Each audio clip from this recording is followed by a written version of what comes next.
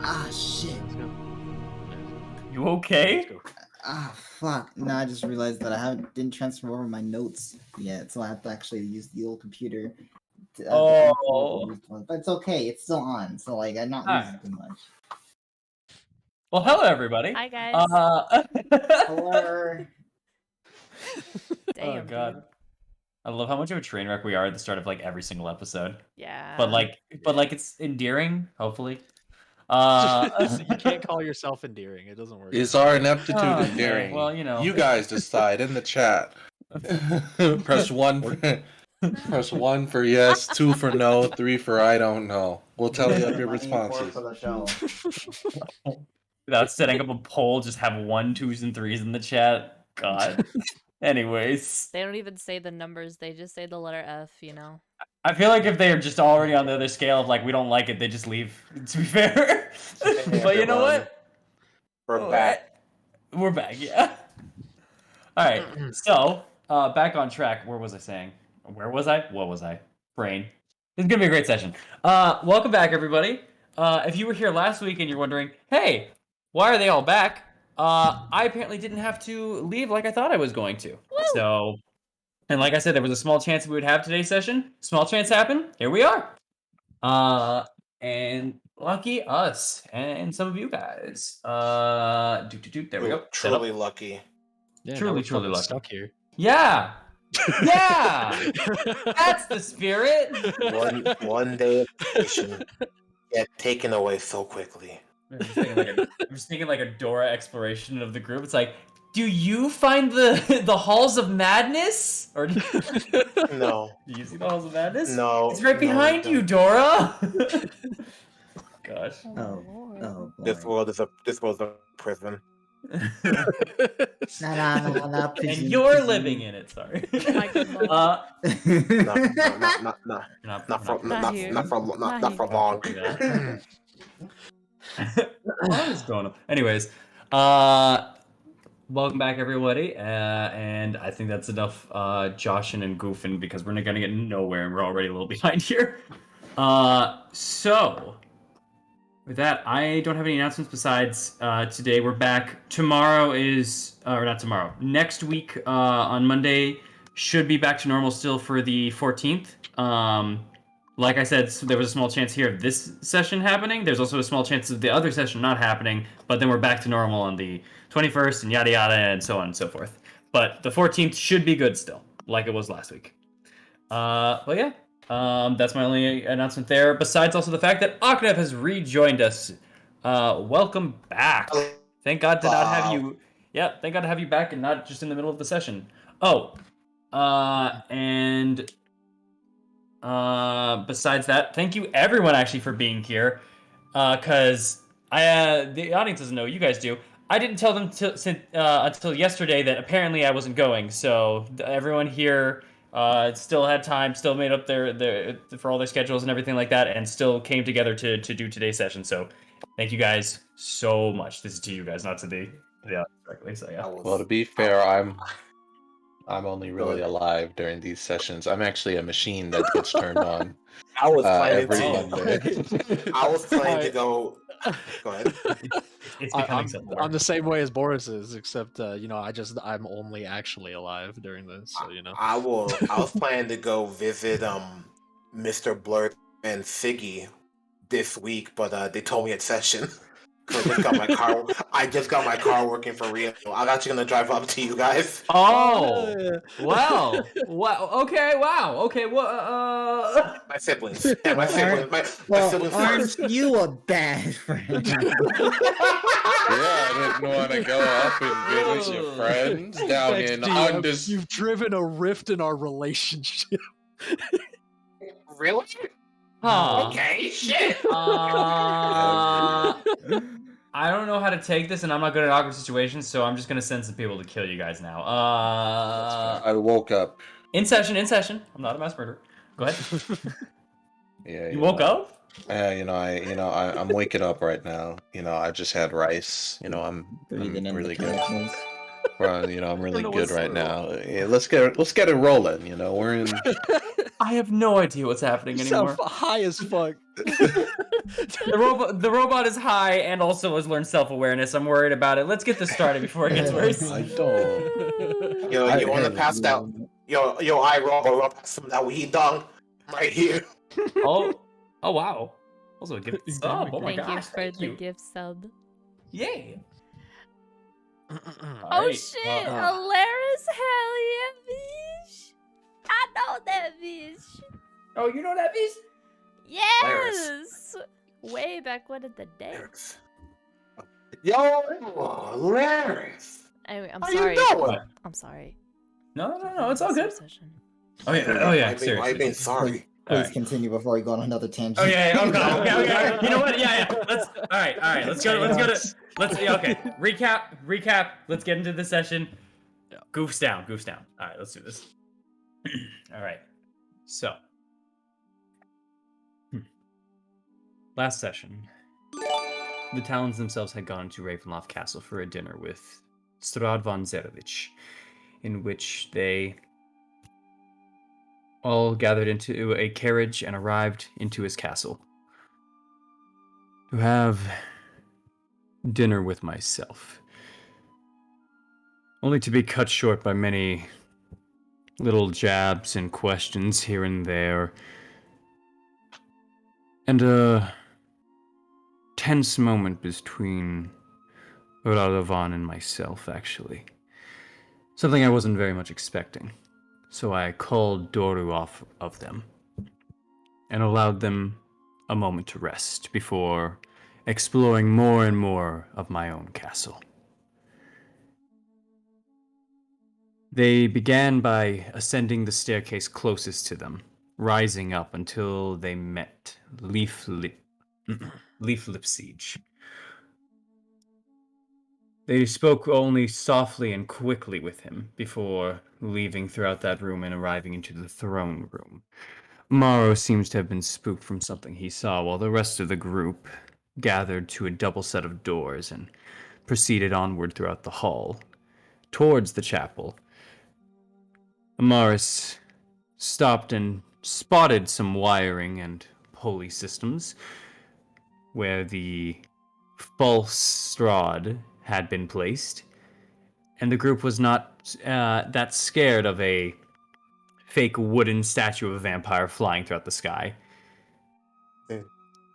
However, arriving to the balcony of the chapel, they were met with two zombie-like figures who assaulted and attacked them. Or attempted to, as they had defeated them in one round before they even got their turn. Besides that as well, they descended the stairs into the chapel only to find a disembodied, or not disembodied, what would be the word here? Soulless individual over an altar, along with a statuette, a mace, and just a unfamiliar atmosphere to them. During this time, they seemed to have the brilliant idea of exploring a box that they had stolen from a Fiona Wachter. Upon attempting to enter the box, a dart had been thrown out aimed at Ismark. But Amaris had caught it just in time for it to affect her herself, in which it managed to put her to sleep. After doing so, the group had heard footsteps walking towards them, and just wanting to avoid the combat altogether, they had resuscitated Amaris through the use of Hands of Healing. Or sorry, Lay on Hands. Oh my gosh, I'm forgetting things today. In the form of a Lay on Hands, thanks to Morrow. Upon picking her up and trying to run out, though, they were out of time as two wights rounded the corner and began attacking them. They managed to hold their ground, taking only minimal damage and leaving the battle with just a few scrapes. They decided to turn their attention to a new set of double doors here in the chapel and follow downwards through a set of statues that just kept eyeing them down. However, they managed to get back to the entrance, only to be assailed and assaulted by gargoyles that seemed inanimate when they first entered in. Once again, the group ran back and closed the doors behind them before running down the hallway some more. And that is exactly where we left off. As you all just began running down the hall and made to the other side after closing the door behind you, what would you all like to do? This was roughly your guys' positions from the last time, if you don't remember. I'm going to once again delete you guys and put you in your party as a group. Just once again, describe to me what you want to do for your actions. Got you. Oop. Hey, dude. Alright. Well, Fuck it. I'm gonna just do that. I need it. Wow, almost max. You only missed 1 point. Yep. I'm all Don't good. stab you again. You guys run back to the chapel, and you hear behind kind of there's obviously a commotion going on a little bit behind you guys, but you hear the doors kind of move for a second, but you don't see them being opened at the moment as you all just kind of begin entering in the chapel. You just hear them kind of being pushed at for a second. Since I'm the last one out of that hallway, I'm gonna just close these doors behind me. Got it?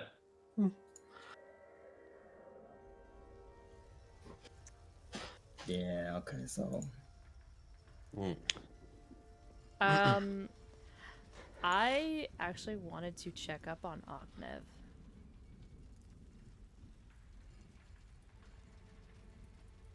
He just kind of looking around the area at this moment, kind of flipping the coin in his hand. Oknev, you processing?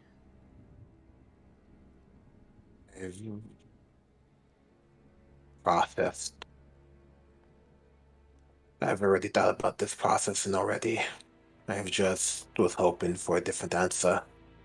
That's all. Fair enough. Maybe we can get more answers in the library, I guess. I don't know. I'm afraid what other answers there might be waiting for us, but if that is what you wish.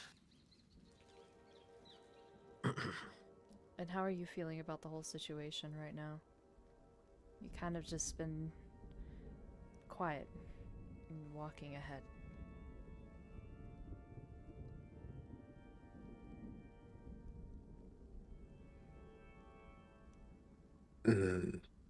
How do I say? I'm not surprised on what happened. Nor am I truly expecting anything else. But I guess you could really understand if you had a bad dream and you found that that dream was true. I don't know how to explain that feeling, but I would assume that's what I am holding on right now. It's pretty So, vivid. Yeah, I get that. I guess right now I'm focusing on what's in front of me instead of what's behind me. So don't worry. I'll still be the annoying prick soon. I just need to think of a prank in a way. Which prank do you want to pull it on? I don't know yet. But I'll tell you when I figure that out. Okay. We got his clothes from the mannequin, by the way. Yeah, I got him. Yeah. Go. Feels. It kind of looks at you. It feels wrong to want to prank a man who did free me. Isn't that some shit? Well, I mean, he calls you... What does he call you again? Rataban. Radabon? Do you identify as such? I assumed that was my original name, but I forgot that name so long ago. I don't. It feels weird coming off my tongue. But is that who Oh, you identify as?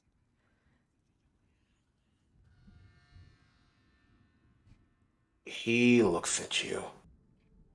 At this moment, Eileen, I don't know, but we'll find out.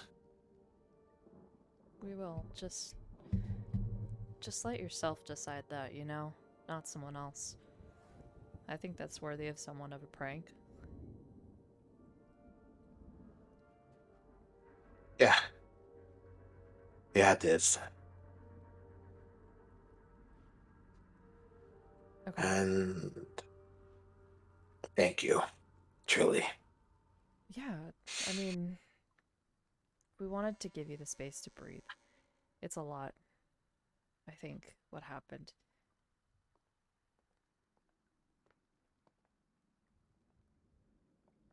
And he kind of looks around. Do you guys want to hear a story then? I believe I tried to tell you once, but we were cut short from a burning building. I'm down. We're not done yet, so. Mara and Mars. Mark. In terms of a story, I don't mind hearing it as long as we're moving at the same time. Of course. Again, just kind of gestures back to where we came. Not sure where they're going, but we can't be in one place for too long. And words would be better in this place, so you don't have to focus on all the. Well, I will Sarah. warn you now, it's quite a morbid tale. You see where we're at? It's pretty fucking Yeah. morbid here. I think Exactly. you're fine. Don't want to add more to it. And I want my story not be tied to a place of this, so let's just say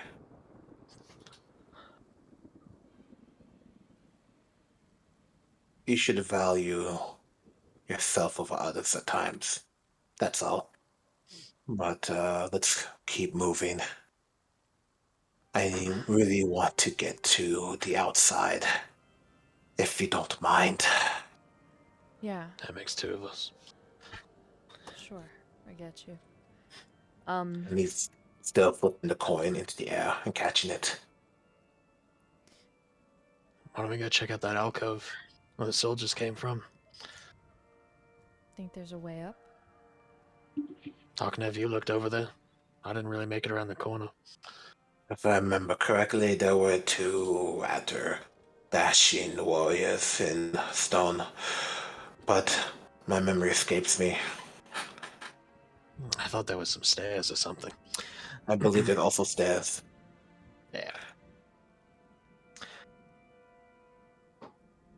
I'm just assuming. Oh, you want to go up or down? Well, I definitely want to go up. Up it Down is. leads to dungeon-y stuff. Amaris. Up is close to heaven. As you guys were talking about this, and as you guys were walking as well, you caught it at the corner of your eye. You saw at the very least downstairs wise. It was very brief for a moment, but you saw kind of another wall, maybe a couple of feet down the steps. That's all. It was another wall that kind of jutted out in like in almost a parallel direction, or sorry, a perpendicular direction to the other wall. So that's all. The steps looked like they just went down very shortly. That's why. Yeah, it just kind of triggered to you as you walked by it. That's it.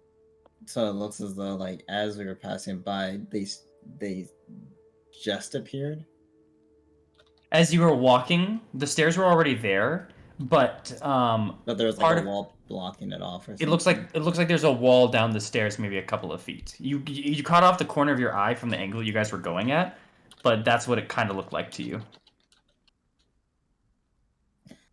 just kind of responds back. I don't think down is the way to go. I think it's blocked. I think it's blocked off, or used to be blocked off from what I could catch as we were walking in. If you want to, there is a path there. You could try to just double check if you want to go through. If you don't want to, that's also fine. Probably just double check. Yeah. All right. Then I'll move the token real quick. As you guys can kind of see as you walk over to this side, you can see that, or sorry, I guess right over here. You can see that right here there is a kind of wall blocking off the area. You would be able to see that, Amar, since you were the one that checked. Okay. But yeah. So down the stairs, there's just suddenly like a bricked up kind of wall kind of set there. So just gonna say, well, okay, there is a wall there then. Yeah. This is like doesn't want to give us full reign as to where we go here. Let's go It up could be then. a secret entrance, but yeah, we should go up anyways. At least now. Do you ever kind of walk in? Do you want me to steal a helmet for you so you ironed it earlier? Maybe when the gargoyles aren't in that hallway, we can worry about it then. Who knows, we might find a better one up here too. I figure if he's gonna let us walk around this place, let's take whatever the fuck we can get our hands on. I didn't think you'd be the one to be stealing, but I'm glad for a change. Go ahead. I didn't think I would either, but We you know, times change. we should be careful with what we take. So Let me check for traps, but as long as it's not trapped, I'm gonna take what I want. that's not what I mean. A cursed, it could be cursed. But do what you will. And I go up the stairs at least. Yeah. I'm still leading up the butt from the back. The butt. From the From the butt. From the butt. You'll one day turn around and see don't you're gonna see a dumpy. That's why my stealth rolls are so bad. Yeah, Ismark's gonna join you Ismark's gonna join you on the butt. There. I'm still listening for things. If you want me to roll perception again, I'm just Absolutely. like trying to make sure nothing comes up. Yeah, from this would behind be us. it's enough to where this would be a new check considered. So please go for Okay. it. Gotcha. So let's go Dawn. Oh Fuck. god, I don't know anything that's happening. It's clear. Everything's fine. Yeah, sure. So as you guys begin to ascend through, and this is actually a fairly long staircase as you guys kind of make your way upwards. Damn! Hold on here. Oh. 1 second, guys. Wait, hold on. I'm Hold out. Low key. Something gonna like change. Something gonna be coming up there. I can see it coming from the hole like the rain. Either that or we're Like a going rain. down that. No. Hold on. That actually. No, interesting enough. What do you mean? I got you. Hold on. Interestingly enough, actually, you should not be able to see through. It was supposed to be like this. Here you go. There we go. Oh. That makes me feel better. It No, it's all doesn't. good. Yeah, because no, there isn't anything to be able to actually see through there, which is interesting. I could have sworn I checked that earlier. Can we continue? Yeah, absolutely. But as you had already seen, as it was spoiled there, as you guys just continue climbing up and up and up and going like farther out through this place, you can definitely make out the fact that this is still going upwards. This area is absolutely just filled with cobweb and a weird smell both of dust, but you, with your more keen nose, Amara, smell kind of a some whiff of either. You think it's a gas at first, but then it just smells like decay. But you continue. I'm assuming you guys continue on upwards. You know, for a man who has such a massive fucking ego, he doesn't really take care of his castle, does he? I think it's all for show, and I don't think he really cares how he looks for the castle, at least. Or there's another reason behind it. I still Yes, think there he could doesn't be actually a really live here. I think he there is could be a somewhere else. there could be a disgusting monster waiting for us at the top. Oh, the tragedy. Well, as you guys continue onwards, you get to the next location. Oh, it's all And okay. Oh God. as it still continues on upwards, and you guys have still been walking through and going past this area, but much of the same. The spider webs die down only very slightly this time around, and you're starting to begin to. Actually, Can I check something? what do you want to check? I'm just going to, because Arkhan is like, don't let this be that kind of story. Take out this dagger and just place it somewhere on the stair. And actually, no, that's a lot of money. I'm gonna take a stick. You take Yo, a the stick. table leg! Yeah, there. The table leg's still down in the church. I left it. Damn. What do I have that I don't care That's my for? way of getting rid of that thing. Uh, I'm gonna take out a ration. Don't take it And a just rack leave it. Yeah, Chicken on the nugget. ground. yes. Don't eat it tomorrow. You can absolutely leave the ration on the ground behind you guys as you continue going upwards, I'm assuming. Yes, please. All right. All right. As you all begin still ascending throughout this rather large tower, you have been climbing up at a careful pace, and it has been maybe almost a minute at this point of your guys' ascension. Some of your feet are getting sore, especially those of you who are not accustomed to large amounts of hiking in this regard here. But the path continues on upwards. That's another story. The fact that he's reloading the map. Literally.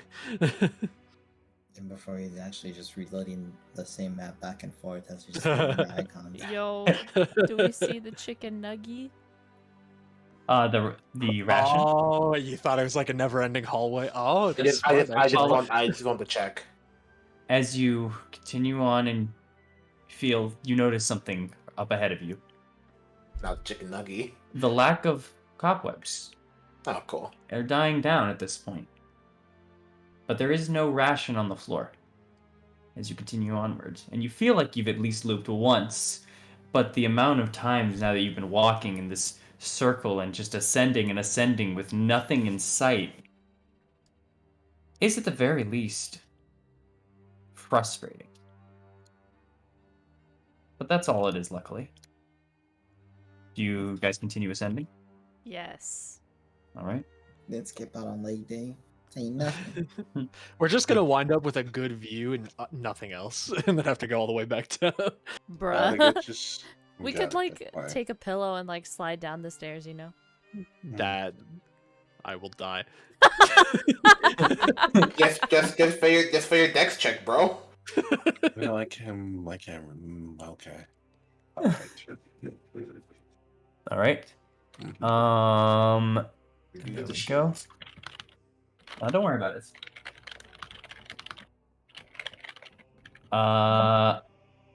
Here you guys go. Bruh says, Oh. here you go, you guys, and then gives us the same map. Okay, that is. I'm swapping you between the two.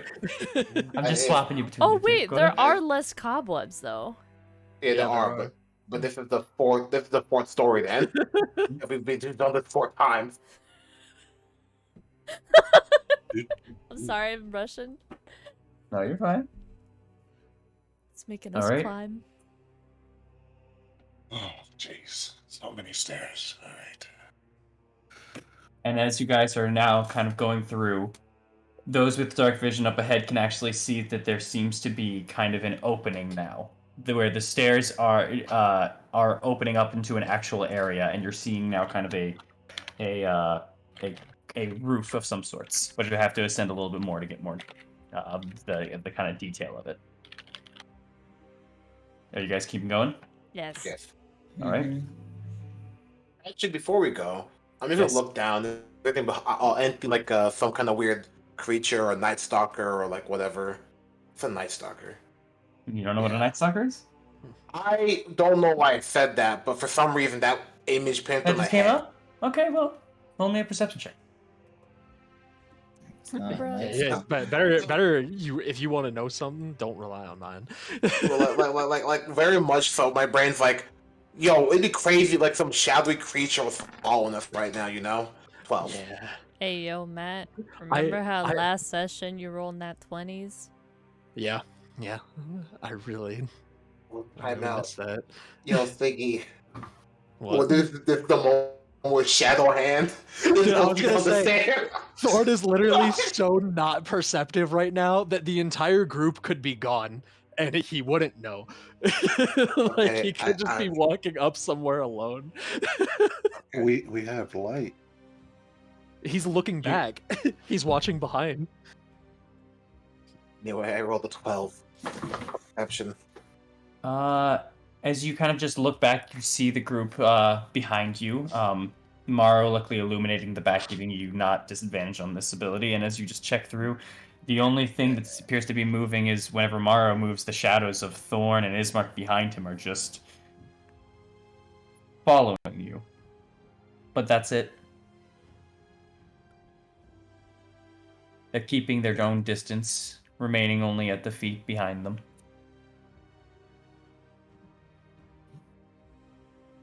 So then you continue then. Yeah. Yes, those are their shadows, right? Yeah.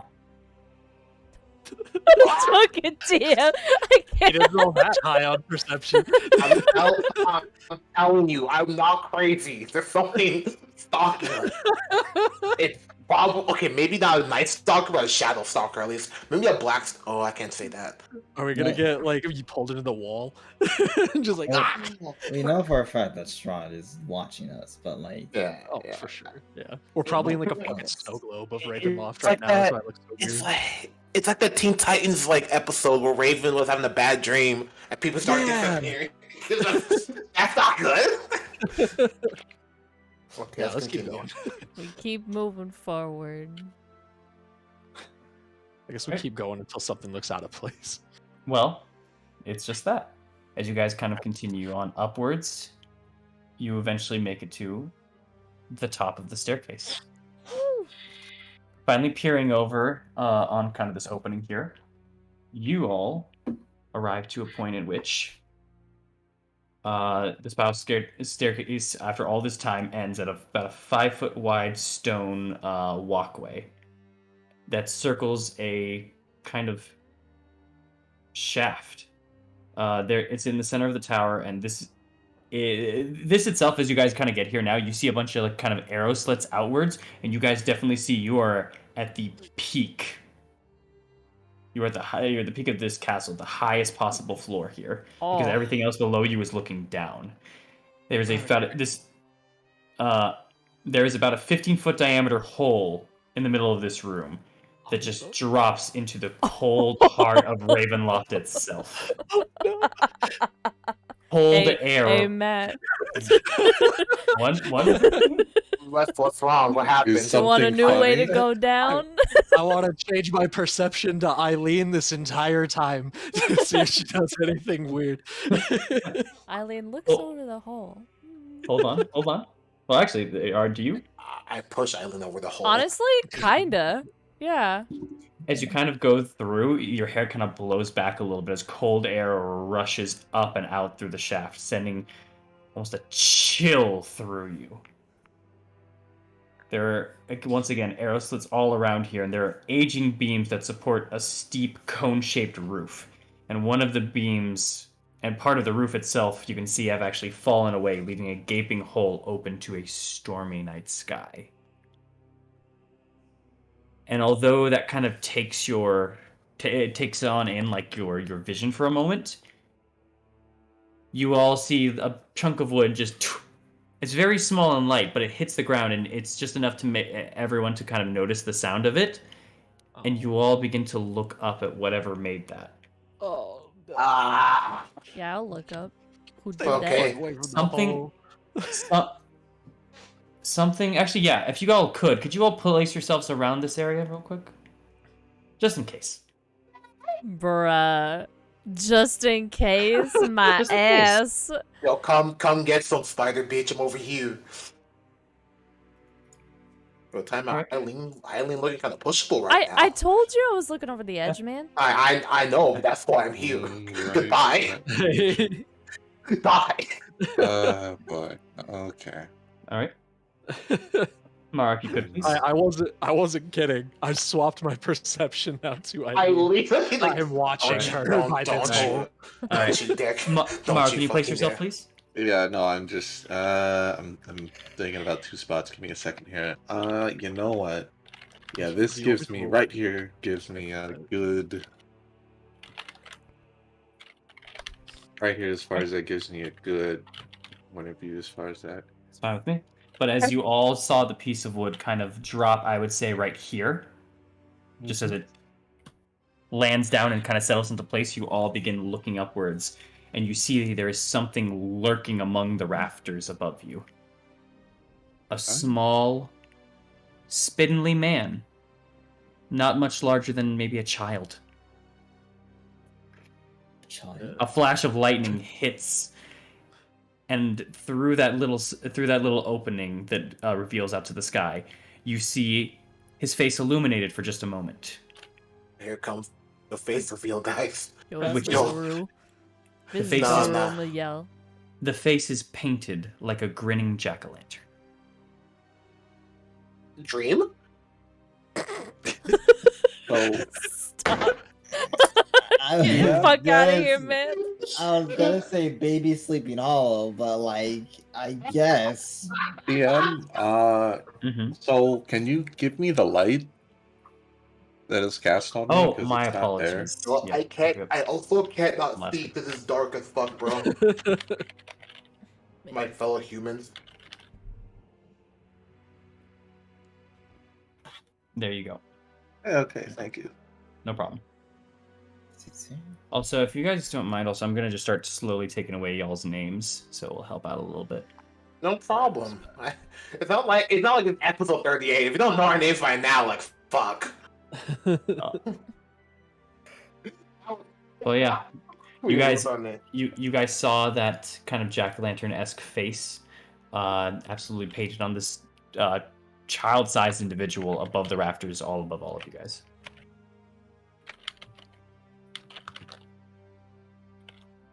There's a reason why you're hiding up there.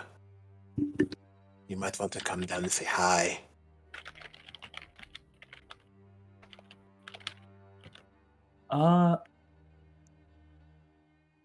Roll a persuasion check. I'm down here so I can stab you. Bet that, you son of a bitch. Persuasion. 10. Wow, 10. Yeah, Yeah, you really said that. my malicious intent came out. Coming through, man. You see them kind of lurch forward as you say that, but then kind of go and hug the rafter just a little bit more. They're still they're in a very shadowy kind of area inside the rafters. You do actually have light going up. I'd say Morrow is just at a little bit of an angle where the light doesn't exactly catch this person because they're still a little bit in shadow, but you could move Morrow if you wanted to kind of catch the light a little bit more. I don't know about that. Morrow's kind of a big dude. Can't exactly move him that easily. Wow. Yeah. So, are you saying I'm okay to move as far as that? Yeah, you could move. But I'm just saying, like, if your character moved a little bit, you might be able to illuminate this individual a little bit more. You could tell that. That's what I'm saying. All right. Could I I'm just try a trying to do persuasion that real quick. check by saying, Hold Hmm? Go ahead. I would say it depends on what you say to them, and then I'll tell you if it's like persuasion. yeah. Well, I was gonna say, it's all right. You can come down from there. We're not gonna hurt you as long as you're not gonna hurt us. We're just trying to find the library. We're kind of stuck here. As you kind of say that, he leans over one more time for a second. Mara, you're trying to move to shed some more light onto him? Yeah. And turning just in range to be able to kind of see now, finally getting a good light on him. It is obvious that you are looking at not a small man, but a mockery of one. This thing is not a creature of flesh and bone, but instead it is a construct made of dyed leather, stitched and tightly wrapped over an articulated frame. You hear the soft tumbling and clicking of gears as it reaches over over the beam itself and begins to try to jump down to you guys. After Thorn had just said that. I'm Great. just gonna pull up my maul. That's it. I said we're not hurting. He's not hurting him. He's just getting ready. And He jumps down next to Thorn. let's see this image. Landing face first. Thinking. Oh, it's stupid. 2 damage on the fall. We can't kill it. It's dumb. Come on. And then getting up and looking directly at all of you with this face. Yeah. What the fuck is that? What the fuck is that? A mockery of a man. Here's that shift real Here, quick. I will. Yeah. Oh, see, you're right. I would just kneel that work? down and say, "Are you all right?" Wait, time out. That looks kind of fresh. For distance. As you, here. I'll. One moment here. There you guys go. That's what you're looking at. Aww. That's not as bad as I thought. He's Also, cute. you can do Shift Z if you want. It's Shift Z. I thought you said C. No, Z. Oh, there we go. Oh! That dude looks like something out of Twisted Metal. But as go ahead. They look dirty as hell. A little bit. As it's getting up and as you kind of offer that hand, you said what was it, Thorn? I said I kneeled down to him and said, "Are you all right?" When he fell down. He kind of puts his head up first, looks around, gets himself up, and you see himself dusting off himself. But the precipitation kind of cleans the dust off, and honestly, some of the other issues of him, some dirt that are kind of crusted around some of the fingernails and some of the spots in which the fingers you can now see kind of bend at, and a little bit of parts where there are maybe some actually. You were just in an attempt to clean everything, right? As much as you could? Yeah. I'll leave the...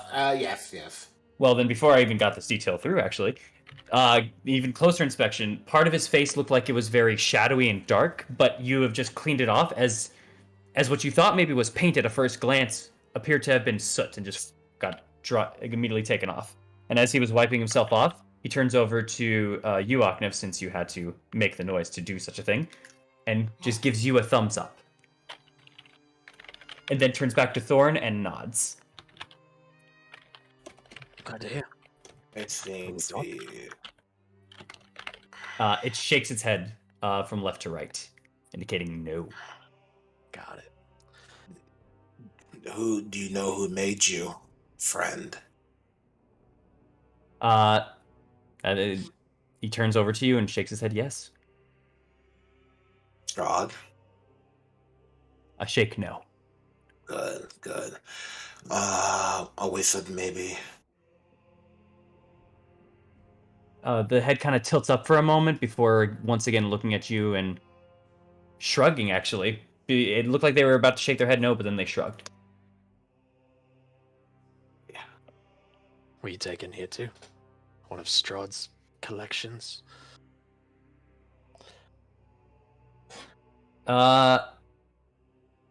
There's a shrug on this one. He looks like he really thinks about that for a moment. But there's like a quick 5-second pause before a shrug. Do you want to leave?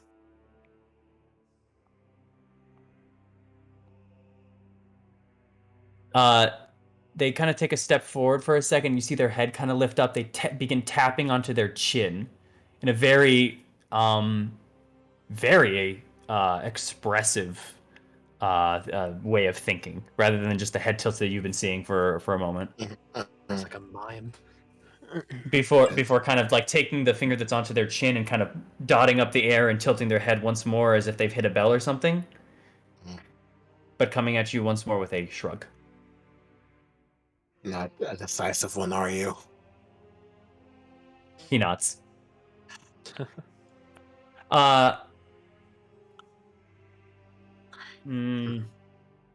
He then turns and kind of points over at Eileen. He just points his finger at her like 3 times, then brings his hands to his mouth from like kind of a closed motion. Closing his fingers onto his mouth, and then kind of turning them towards you and opening them up. And kind of speaking, or not speaking, mimicking a mouth speaking with his hands. You want to talk to Eileen? He turns to you and shakes his head no. No. Did someone that looked like Eileen talk to you? No. And once again, he shakes his head. Do you want her to... One second. Uh... You can understand this, yes? He shakes his head again. Do you want No her... or yes? He shakes his head yes. Up and down, yes. So, do you want her to do something? He shakes his head yes once more, and then he puts his hand out, opening up his palm, and you see his other hand face upward, almost as in a stop motion for a second, but that's the position of the hand. You don't infer stop from it, but instead he raises the hand up and puts and dives it down back into his hand that's kind of open and laid flat. Are you worried she's gonna fall in the hole? You see him kind of take his hand and just slap his face and then drag it down, but none of the facial parts move except you see his eyelids kind of close and then go back up. So And he just kind of sits there now for a moment. He puts his hand on his hip and he starts tapping his chin as if he's contemplating and thinking. Go ahead, Mars. Do you want her to jump into the hole? I mean, that's easy, you know. His hands go out and just go back and forth of just no. An immediate caution no. Go ahead. Can I just walk over and I just pull out like an ink and some paper? Can you write? Yeah, I was about to do that. Good idea. He snatches the paper and the ink real quick. Thank you. Don't use all of it. Expensive. Eileen will sit and wait. Her legs dangle over the hole too. God. I will also join in that. You're a really tempting fate there. Alright, cool. You see him kind of take it for a second. Is it is anyone watching him write it or no? I mean, I'm there looking at him too, yeah. All right.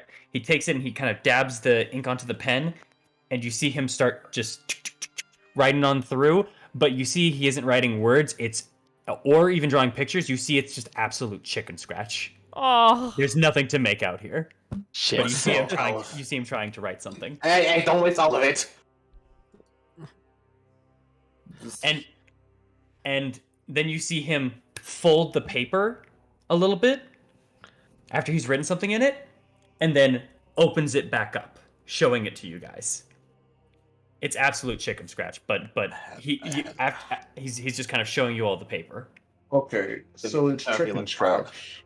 Yes. Right? Okay, if it's chicken scratch, right, he folded it, like, I want to just, those, like, this is probably wrong, but I'm just going to do it anyway. So, you know how those, papers where sometimes, you do, like, one half, and then when you fold it, and, like, it shows on the other half, and it makes a thing? Mm-hmm. I want to take a look at that paper and see, does it make, like, a certain symbol? Does it make, like, a specific word as far as that? Is there, like, a specific, like, drawing as far as that is, showing as far as that? Roll me an investigation check. Oh. Yep. Oh. My boy's getting creative. Let's see it, boy. Can we make it perception? What? What? No. All right. Okay, nat 20 right here, though. 9. Nine. It doesn't look like anything or nothing really. You can't really make anything out per se. It just kind of is a kind of blob. It's akin to almost a Rorschach kind of thing. The only thing is that you can kind of tell that there's a little bit of lines on it. So it looks like maybe it's an attempt at words, but that's what you're kind of sure of with just a 9. Gonna... As he's go ahead. No, I want to try just talking to him. Play 20 questions. Okay. Alright. I'm just gonna ask one quick thing. Oh, go for it. I'm just gonna ask him, because with that, maybe do you want to help us find the library? He immediately throws the paper up into the air and starts pointing at Amaris.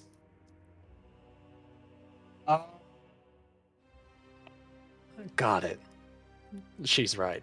Yeah, and you actually see him for a moment. He then turns around, looks back over at the paper that's kind of falling down. He sees that it's kind of falling over the hole for a second, runs and kind of catches it, and you see him wobble for a moment. I would try to grab him so he doesn't fall. Then no check needed. As he gets kind of pulled back, he kind of gives you a nod, and then he kind of takes that paper again for a second, and as you see, he once again closes it and opens it back up, and it immediately clicks after that, like a book. Ah. Yeah, I was like, that's probably what he was saying after doing that. Got it. It's weird, though. I didn't say anything about a library. You did. Oh, you did. My apologies. Yeah. Then it would have been pointing at Thorn after hearing the voice there. Because you were saying it while going up the thing, but that's right. It. My apologies. Alright, My Eileen's apologies. gonna get up. Then yeah, it would have been pointing to Thorn. That's on me. Question, Mr. DM. This is the hole that we saw on the stairs, right? Or is it just like a cylinder? You saw no hole. This is the first time you're seeing a hole currently, and currently you cannot see the bottom of it. Okay. So it's like a center pillar. I was about to do something really stupid. Hell yeah. About to jump off. No. Yeah. No. You know what? Can I actually go up to one of these windows and just like kind of just see what's out on the outside? Sure. Make me a perception check as you're just kind of looking out through the arrow slits. Let's go, Eileen. You got 11. a 5. Unfortunately, as you kind of look out through the arrow slit that you're kind of going through, there's another stone kind of pillar just kind of popping out immediately. Checking on all sides, you just are blocked by this other stone set pillar. You go to other areas, and you can definitely see once again what you saw earlier, that you are at the top, and you can oversee that there's a rooftop and other kind of towers that spire off of Castle Ravenloft itself. But nothing full-on catches your view. You're seeing that around this side here, you see more of the castle, while on this side, you actually can't even make your vision clear to the castle. You just see yourself over a bunch of clouds and fog surrounding the area, more so on the right side here. Damn. Yeah. I guess I would talk to the dude and just say, "Show us the way." I apologize. Let me re-explain this. You do not see another pillar blocking your way, but you can see just at the edge of it, another precipice of a castle, kind of peeking out below you. It is not at level with you. It is underneath. My apologies. Ah, okay. Yeah. Can I? Mm-hmm. The roof is open here, right? Mm-hmm. The roof is there is actually a hole up in the roof, but you'd have to get up to the rafters. Mara, would you mind giving me a lift? All right, no problem. Yeah. And wait. You said the hole is. I would assume it's where this like debris is. Yeah. No, I understand that. I'm just saying. I'm just trying to think of it here because technically, yes, the debris is there, but on the map that I have, it's not technically. But you know what? No, it's okay. It's okay. Yeah, we'll say it's there for now because that makes more sense with the debris there. Where did the debris come from? You'll never know. Who knows? Yeah, no, I'll say it's there. Before I forget, I'm gonna walk over to this dude. Mhm. Listen, don't you probably can't tell us your name, so I'm gonna do this. I'm gonna take out my painter's kit and just write a big W on his chest. He kind of lets you do it as he kind of steps back for a moment and gives you that room to kind of hit that W. And after you paint the W, he kind of looks back and forth at everyone, and he takes his hand up and puts one on his head and one on his hip, and he kind of just gives a pose. You look great. We'll be calling you William because it's an easy name to remember. Will, Willie Pete, etc. He stands at attention and gives you a salute. Out of all the names, I gotta be William. Is that someone related to you? Out of game, yes. In game, Oh yeah, so my little brother, actually. So, fine. We'll call you Warshak. That's a much more flavorful name. You already wrote the W. We're sticking. Warshak starts with a W, does it not? We're calling him William, and Rorschach does not start with a W. No, I said Warshak. Warshak. Oh, Rorschach. Warshak works. Anyway, give me a lift. All right. Don't ball. Gotta give him a nice. I will do what I can. All right, I'm gonna give him a lift, DM. All right. With the both of you, you actually should be able to make it up just to the rafter, as it is the closest one to you should be about 10, 15 feet up, but in all honesty, that shouldn't be too much of a problem between the two of you. You can absolutely get there. I'll say, Aknev, just roll me an athletics check with advantage because Maro's helping you here. Oh, here's the thing. Just to I pray if I could roll 2 nat ones, you send me into that hole. That'd be fun. Don't send him into the hole. Send me into the hole. Oh shit! Pray for the hole, you get the hole. Rolled a 3, 5, and got 7. I'm in the hole.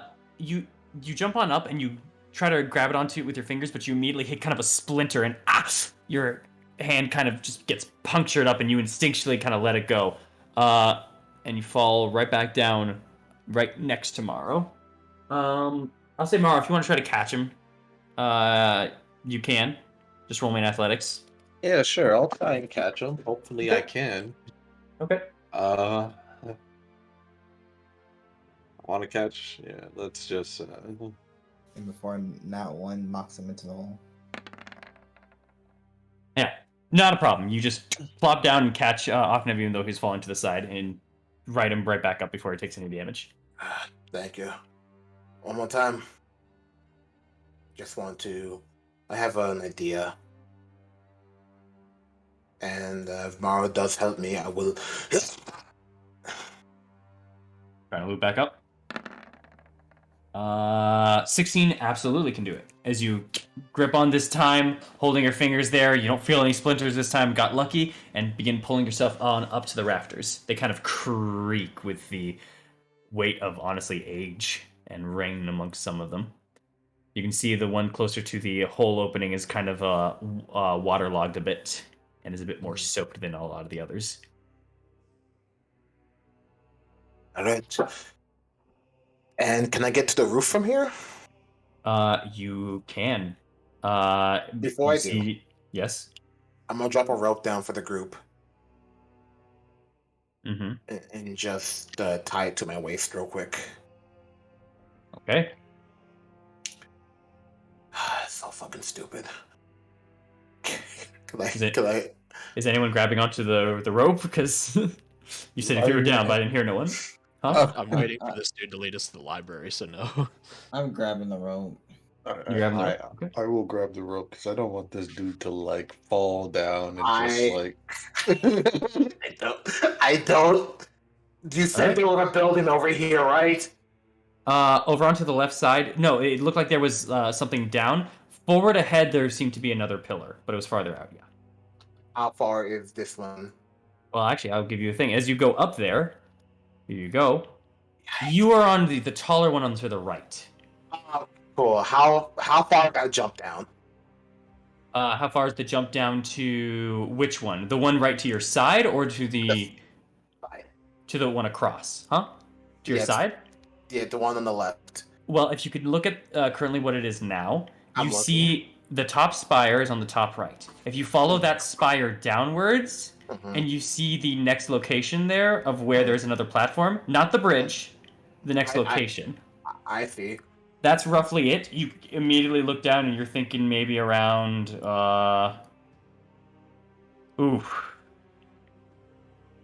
somewhere maybe around 50, 60 feet, maybe higher.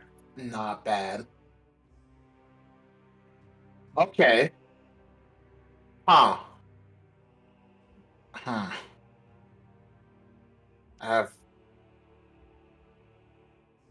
I'm gonna flip a coin. Heads. I jump. Tails. I don't. Odds is tails.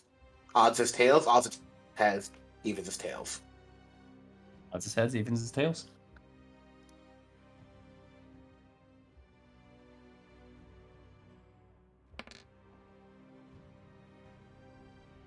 Tails. I will come back down. Okay.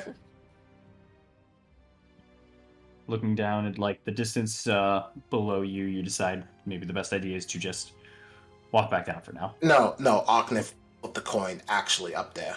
Oh, fair enough. He'll come back down and say, "So, crazy idea. We could follow him, or I can make us levitate to another side of the building. It's a bit of a jump." I don't think it's necessary. We practically have a tour guide right here. Yeah. But Unless You know. you're not a fan of the stairs. Is that why?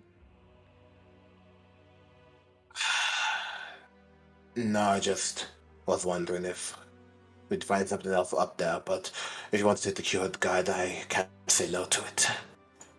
I mean, there's plenty of stairs and things that we haven't looked up. We'll probably end up over there eventually.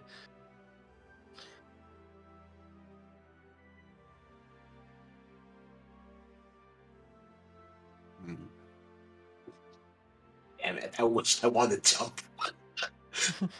I want to jump so bad. I have the big boy spell. I can jump. Look at it. I've already looked at Um, Warshak or William and said lead the way.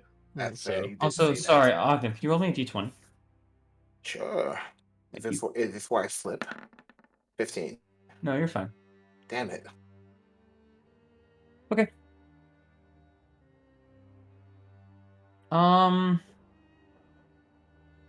Yeah. I will say also, I'm sorry that I forgot to make you roll for this while you were up there. Amongst all the other information that you would have had, the platform below you has a connecting bridge to the tower across from you, as you can still see in that picture, if you still have it open at least. Yes, I do. With that 17 in perception, Oh. you notice there's a slight difference in coloration to the opening area of that tower. You mean? The other tower itself, the Yeah, bridge yeah. leading to it from what seems to be the precipice underneath you to the I other see that. tower, there Mhm. is a kind of dull red glow. Interesting. It's on the other tower, the one that you are currently not in. No, I get that dull red glow. Mhm. Huh. I would, if that's the case, I wouldn't have come down yet, and I would be speaking up on the rafters.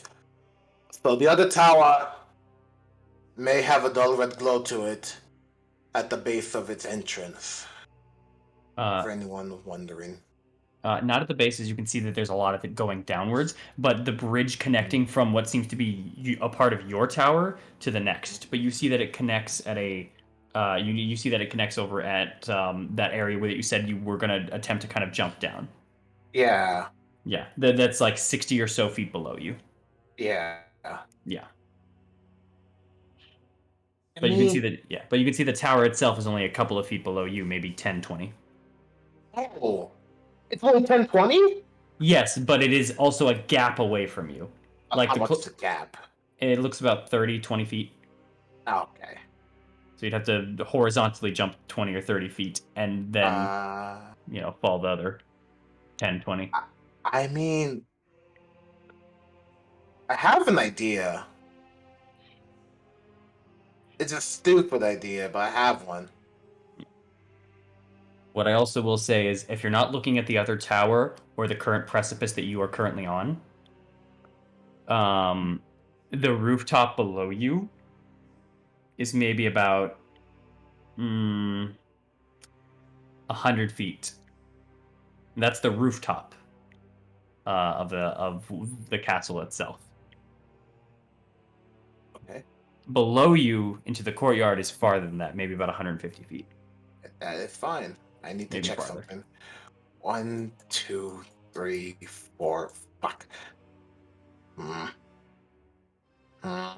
Yep.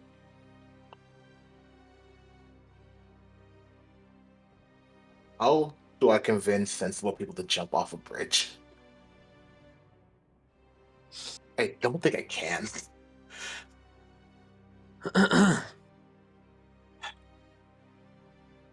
Let's go back down the stairs.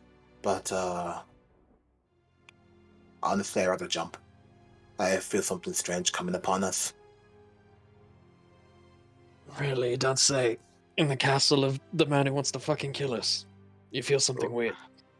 I feel a lot of things weird, but this feels right. Don't separate from us, please. We'll have to separate if we'll jump. We need to find what we're looking for first, before we start jumping all around a fucking castle. Especially one, when I point up at the hole in the ceiling, that might not be as stable as we would like.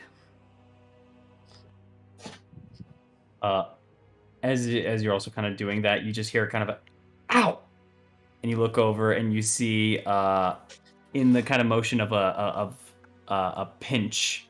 Did you decide between William or Warshack? Warshack for Michael Standity. All right. Okay. Warshack Marshag. is in a motion of where he's standing on one foot, and you can see he's kind of pinched over at Ismark's leg. Why? And He's doing like a come on. yeah, and Ismark just kind of steps to the side a little bit, looks over at the hole, and then steps back, and just kind of goes, "Okay, well, the one that's getting kind of creepy vibes from this thing. Are you sure we can? Are you sure we can trust it?" Absolutely not. But we don't really have another choice. Plus, hasn't tried to kill us yet. And we haven't tried to kill it. So as far as I'm concerned, somewhat of a treaty. He kind of Ismark kind of leans over to you and just says, "Yeah, the other choice could be punting it down the hole, but yeah, okay." Yeah, let's not do that to something that may or may not help us. All right. Mr. DM, Yes. am I smart enough to know, right, using my shield down the stairs is a dumb idea? Your int is higher than 6, right? Yes. Yes. Barely. Yeah. But it wouldn't work. You would know that you are way more likely to take damage ass over tea kettle than it working out. But That's off the tea kettle. But you think that there is such a small, minute chance. The other chances result in pain. Lots of it.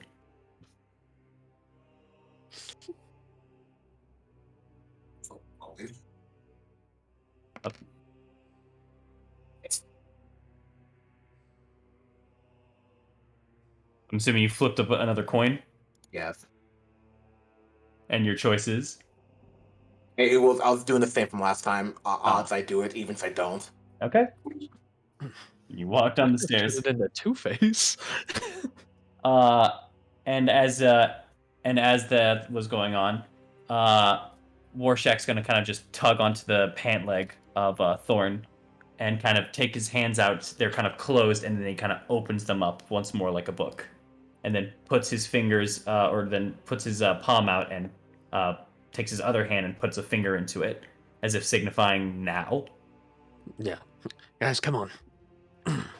Yep, Right. I'll have my win. All right. Making my way downstairs. Then Warshak is going to start leading the way for you guys. I'll follow him.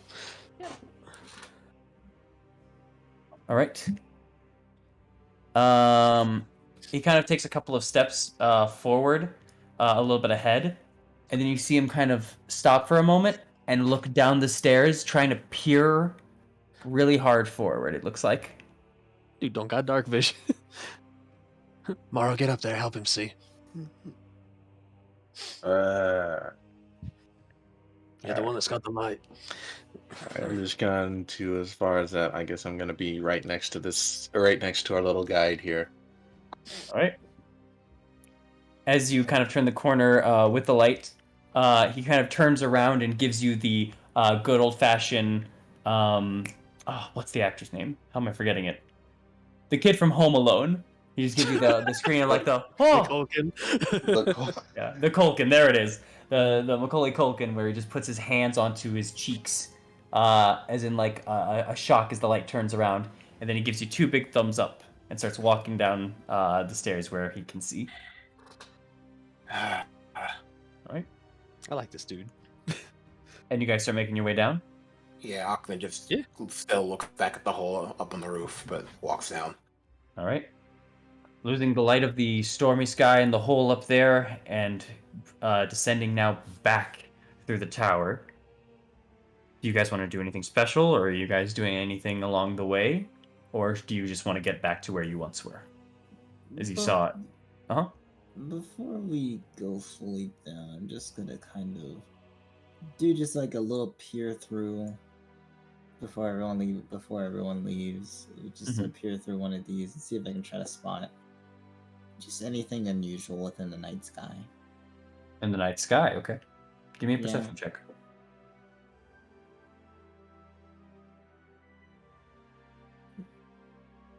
Just, I don't know. I just got like a gut feeling that maybe there's just something. It's a 15. Actually, I apologize. I'm a dummy here. I should have made you roll a nature check, not a perception. Nature. Well, so what would that have been for nature? It's an 8. What? All right. I'm not proficient in nature. Okay. Then, as you kind of just take that look into the night sky, just getting what view you can through the slit, it's roughly what you saw through the opening up on the roof here. There isn't too much new detail that you get, but you do kind of see just a crashing of light that kind of blinds your eyes for a moment. You turn your way from the arrow slit before looking back up. And you just see the... Now, taking a second to look at it, just the perpetual, almost lightning storm above this place, and the odd form of light that just still roams this area, but that's it. Nothing different from what you saw initially coming on in. Okay. Yeah. Then after there's nothing different than just kind of follow the rest of the group. All right.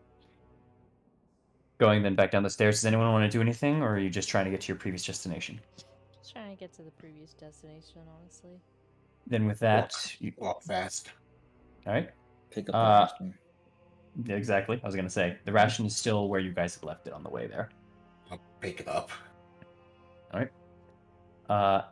Warshak begins kind of leading you guys down through the path, and it takes a while to get back down here. It took you guys about maybe a minute and a half, maybe 2, to get all the way up to this place. Going down's a little bit easier and a little faster. It takes much closer to just that minute and a half mark as you guys get on down and get back to where you once were. Actually, let me make sure this was the right one.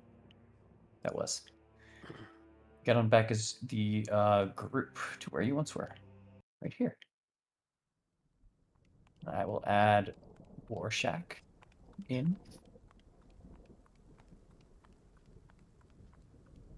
right in front of you guys. As he kind of just gets down onto the stairs, and as he kind of lands down, he puts both his hands to his side and kind of gives a heroic kind of like pose as he's looking out at the rest of you guys just funneling on down. I'll give him a clap.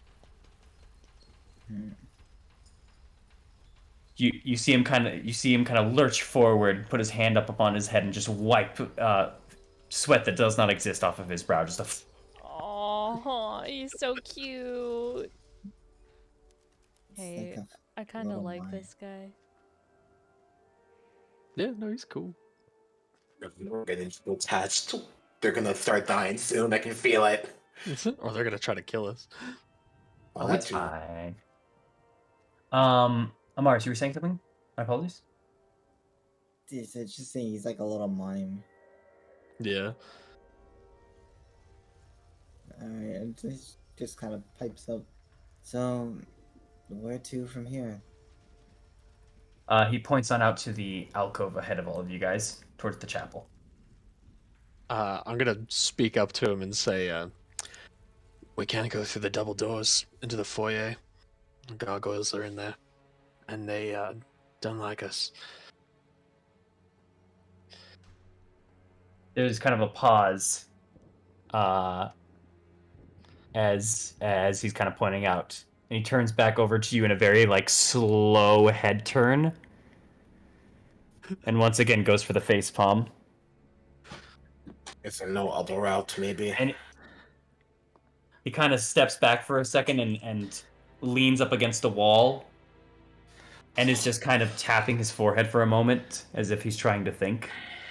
Once again, there is an adorableness to it, but also in a messed up way, as this thing doesn't look anything like any form of cute, but its actions are very expressive, if not wordless. That's the. It's creepy cute. It's like It's creepy cute, yeah. it's like one of those really fucked up Stitch dolls, you know, like all stitched up in the wrong places, but still kind of like it's fugly. It's fugly. I was gonna say very much like if you've seen the movie oh my gosh, what's it called? Woody Allen. It's Toys something. Is it just Toys? I can't remember. Toy Story. Toy Story? Toy Story. There it is. I couldn't remember the other word. I was like, it's Toys something. Yeah. If you've seen Toy Story, if you remember Sid's Toys, how there was an there was an Oreo. That's fucking gross. They were Wait, you said messed Woody up. Allen? You mean Tim Allen? No, I said Woody and Buzz. You said Woody Allen. Oh, did I say Woody Allen? I meant Tim Allen. Then he- yeah, you're right. Oh God. Never mind. I was tired. I was thinking of the voice. Don't worry about me. I was gonna pipe up to him and say, "They're on the other stairs that we came from. We could go down and around. It's possible they aren't watching that way." He kind of points to you, but still doesn't look at you, Thorn. It's just kind of you're onto something, as he's trying to think. Yeah, and try to sneak Right. through. They could have gone back up into the rafters. That requires us being quiet, and that's what kind of looks towards Mars, and Dawn, of course, and now the new metal friend. I don't think it's a bad idea to go around. That's about the only idea we got if we have to go through there. Unless we all want to just go back through the double doors and pick up where we left off. Oh God. Let's go sneak around, shall we? Orshak just kind of gives a thumbs up and kind of points his arms out again towards the chapel.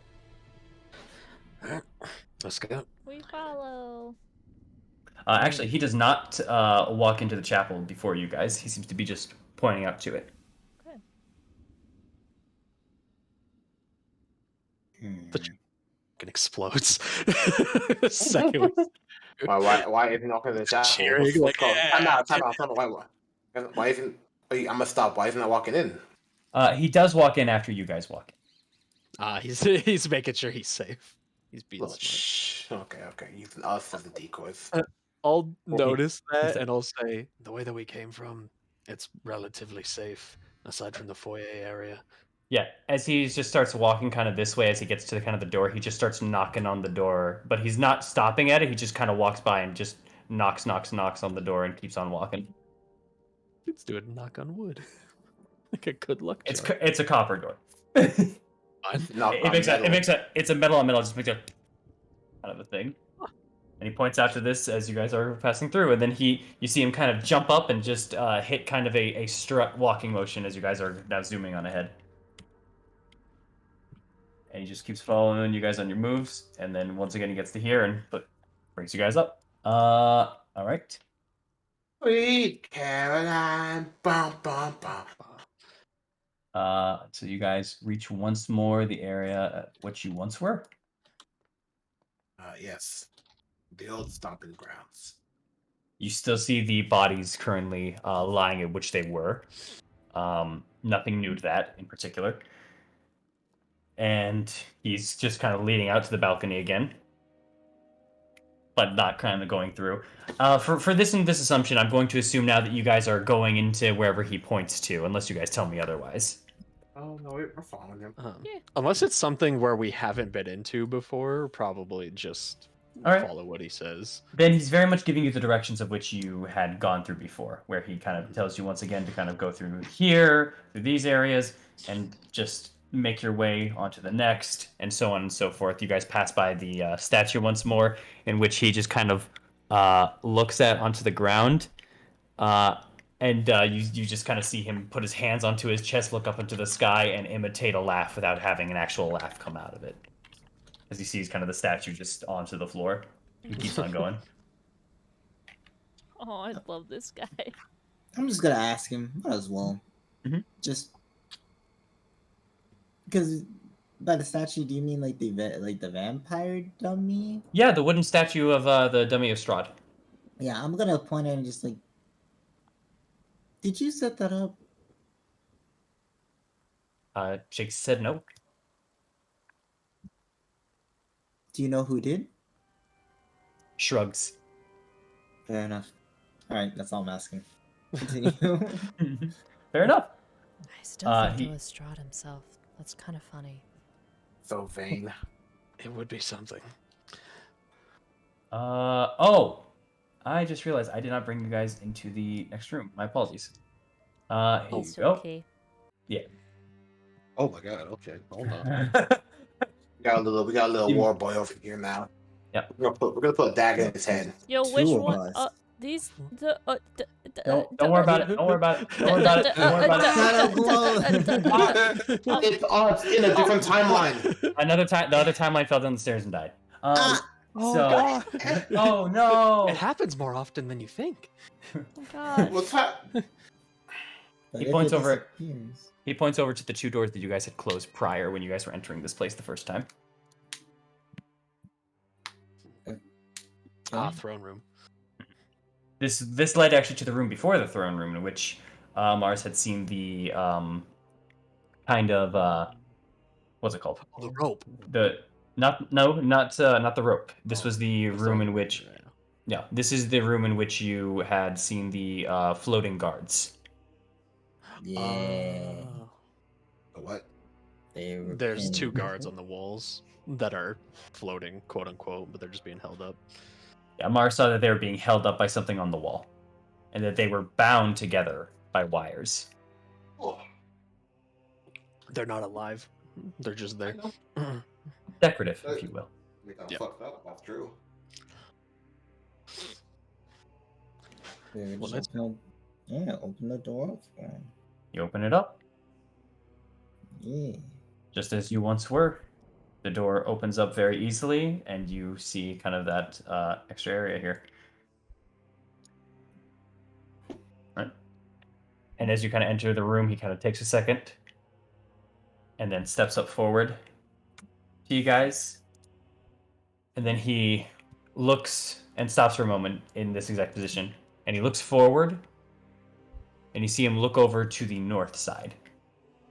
And he looks at both of you guys, and he has both his hands pointing out. One hand is pointing out this way, the other hand is pointing out this way.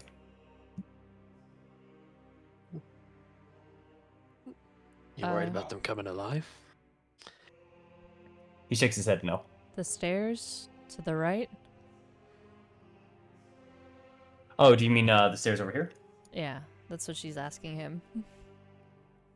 He kind of looks forward at those and shakes his head. And then he takes both his hands again and he points over to the doors currently that are open in front of you guys to the throne room. And then he points over at the other figure on the wall. Who's the other figure? The other figure on the wall is just similar to the one over to your south side. It just seems to be a skeleton in a robe that seems to be floating, but Amaris assured you that it's not floating, but instead pinned to the wall. I'm just gonna take the ropes. Put them over. You want to take the robes? Yeah. All right, you kind of pull on them. Honestly, make an athletics check. They're kind of really bound by the wire.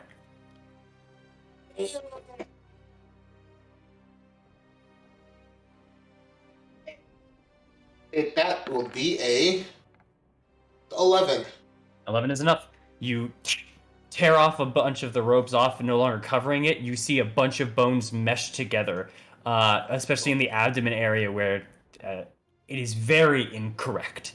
Not in the sense of the skeleton was not human, but more so they have put a bunch of stuff together to kind of pad it out, and there are just wires just spindled all around this thing to form it and hold it in place.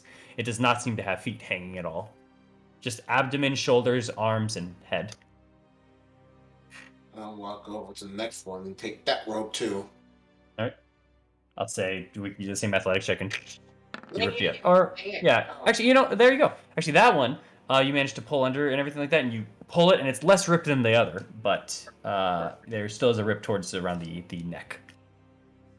Oh yeah. Now you see two just bundled up skeletal figures that are very incorrect. Pointing towards the door and pointing towards the statue. Mm-hmm. And you see he kind of puts his hands down after that. He puts them onto his side, and he's now tapping his foot. All right, Sonic, calm down. The door is the door. Door's not closed, right? It's open. The door in front of you is open. Yeah. What do you say? Do you I want us to touch it? Wait, did he reply to what I said? What did you say? I'm sorry. I said, do you want us to take him off the wall? He shakes his head no. Do you want us to put them down? Write them? He goes over now to the wall over here. Uh-huh. And you can see he kind of points to the door that's currently open. Yeah. And he asks he looks like he's asking someone to go to it, like he's pointing at the door. I'm supposed to leave. Oh, he wants us to go first. And then you see him do a motion in which it looks as if he's closing or shutting a door. Oh, I closed the door? Okay. You close the door? Sure. Okay. And then he walks over to here, and he points to it. He points to it, and he makes the motion of opening and closing a door. Secret entrance. I'm gonna walk over and push on where he's talking about. Push. He seems to. He just has doing the closing and opening motion. He doesn't seem to have implicated something, but besides the wall there. I guess I'll open the door again. What? Open the door again. You open the door here. Yeah, we'll see. You do that, but he hasn't changed. He seems to still be kind of pointing towards the wall here and making that open and closing. He wants to make a hole in the wall or something. I don't fucking know. He puts a hand to his face, another face palm. Let's strike him. Okay, I'm just gonna. Let's just ask this. Do you want us to close this door as I point to this? He shakes his head no. But you want us to open something, right? He puts his one hand on his nose, tapping it, and then pointing towards you, Amaris. You're correct. So, Okay. yeah. Fuck me open. Okay. Did you say the that, Aknef? skeletons are a Yeah. contraption? As you said, like, what the fuck do we open underneath your breath? Warshak points to the doors in front of you and behind him, over at this skeleton figure. Okay, so it's a four-man group. Someone go pull the skeleton. I'll open the door. What? I guess I'll go to this skeleton and try to like pull it or push it, or if it's like a contraption or something. All right. You kind of give it a pull for a second, and just the kind of bones rattle, and you're like, ugh. And you look down at Warshak, and he just points to that wall, and you give it kind of a push, and it gives a little bit. Oh, wait a minute, that's a fucking fade. Push it. What the heck? That's a little fade. What? Well, Yeah, that's why I did no, it. 'Cause I asked. No, I had asked you if you were, because he didn't indicate to the skeleton. Wait, Oh, thing. Oh, I- secret tunnel or secret like Yeah. entrance. Yeah. And he was blowing the. I thought that's what he was like. Okay, cool. And he was like, "Now." I'm like, "What? Oh, I guess I'm wrong." oh, I thought you said that. I didn't think Octave said that. My apologies. I apologize. It's That's my- fine. But yeah, then yeah, Yeah, you just I'll push. there's a little bit to it. You push more. Yeah, I'm gonna push more against the skeleton to Okay. open or whatever. All right. You do so, and in doing so, you reveal kind of a new opening right behind that actually has a little bit of lighting to it. Hooray! Yep. You open up kind of an arched corridor that has actually been swept clean. There is oak paneling that decorates the wall to a height of maybe about 4 feet, and mounted onto the east wall above the wood paneling itself are about 3. Oh wait, my apologies, no lighting then. 3 unlit oil lamps that are spaced maybe about 10 feet apart. There is a plain wooden door onto the west wall here, and light kind of seeps through the cracks of the door itself. But you also see there's a kind of a round, not a roundabout. What is it called? A turn, like and steps and stairs on this other side here. I will remove this for you now. Boop. Ooh.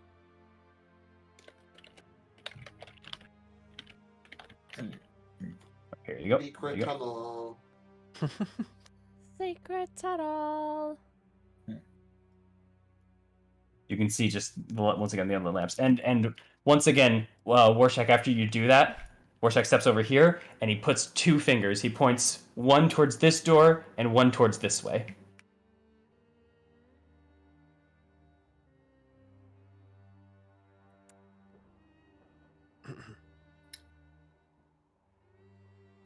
So they're.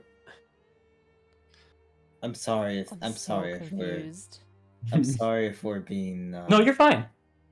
No, I'm saying this in character. I'm just saying this to Warshak. I'm Oh, sorry okay. if we're not understanding it completely.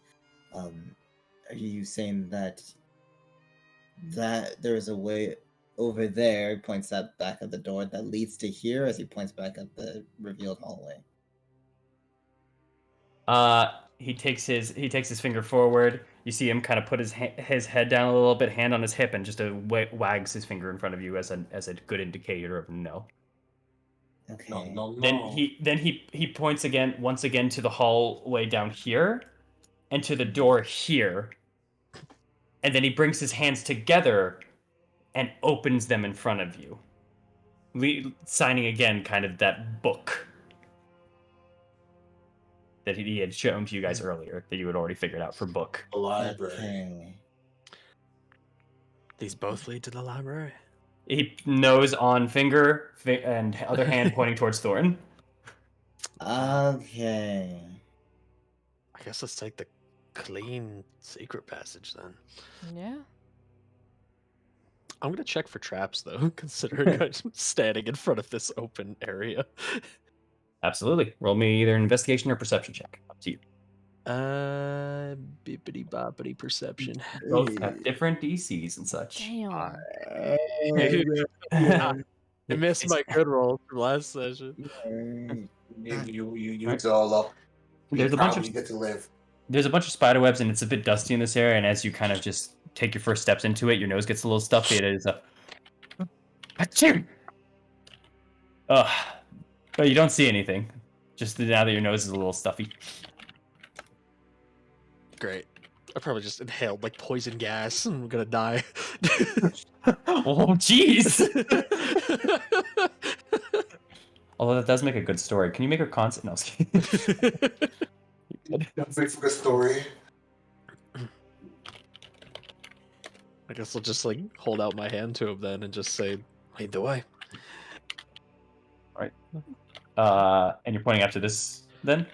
This area Yeah, here? towards like this passageway. I do like the kind of thing where I'm like standing to the side and I like have my hand out, like gesturing at like the hallway. Like, there we go, let's go. He kind of puts his hands up into the air and then puts them over outwards, kind of like a T pose for a moment, but bends his elbows and flattens his hand, giving you kind of a whatever sign, just a shrug, whatever, and then just starts walking that way, kind of with a little bit of a skip as he's walking this way. Alright. Alrighty. And waits here as he just kind of motions you guys forward towards him. He passes the door with the kind of the light seeping underneath it, and seems to stop over at the staircase. Follow him? Well, we'll Alright. follow its exact path. All right. But he seems to stop here as he points up to the stairs. Okay. Just Yeah, he gonna... wants us to go first. It's fair and fine. Fine and fair. All right. Whoa. What? We're being launched. Hold on here. Pause there for a second. That was interesting. Huh? Did you Well, just find that's- out something in the book? Did something evolve? No. You're fine. I don't know why the dynamic lighting changed on me like that. I fixed it. You're good now. Don't worry. Just continue onwards. But you spotted something for some reason that wasn't supposed to be spottable, and I fixed it for you. You're good to go. Dynamic lighting did evolve. Yeah, you're good. You mean over here? Don't worry. It wasn't something that mattered, but still. This is Okay, interesting. cool. Alright, yeah. He'll follow you guys kind of around and kind of wait at the base of the steps as you guys kind of go on upwards. Great, Shingai. Alright. I'll bring you guys over to there.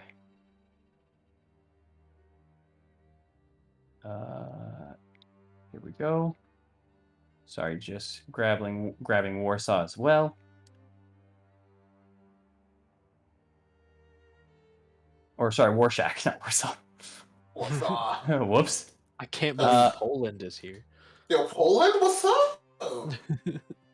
You guys go on up onto the stairway, just going and filing one by one until eventually you get to the top and where there's a slight turn. Up here, there are dark alcoves that line the walls of this fairly long hall for all of you. The ceiling here has fallen. There is just rubble strewn across the floor here, and overhead, the beams of Ravenloft roofs are exposed. There's lightning from the dark clouds above that sporadically kind of illuminates the hall in front of you, just as you enter. 2 flashes real quick.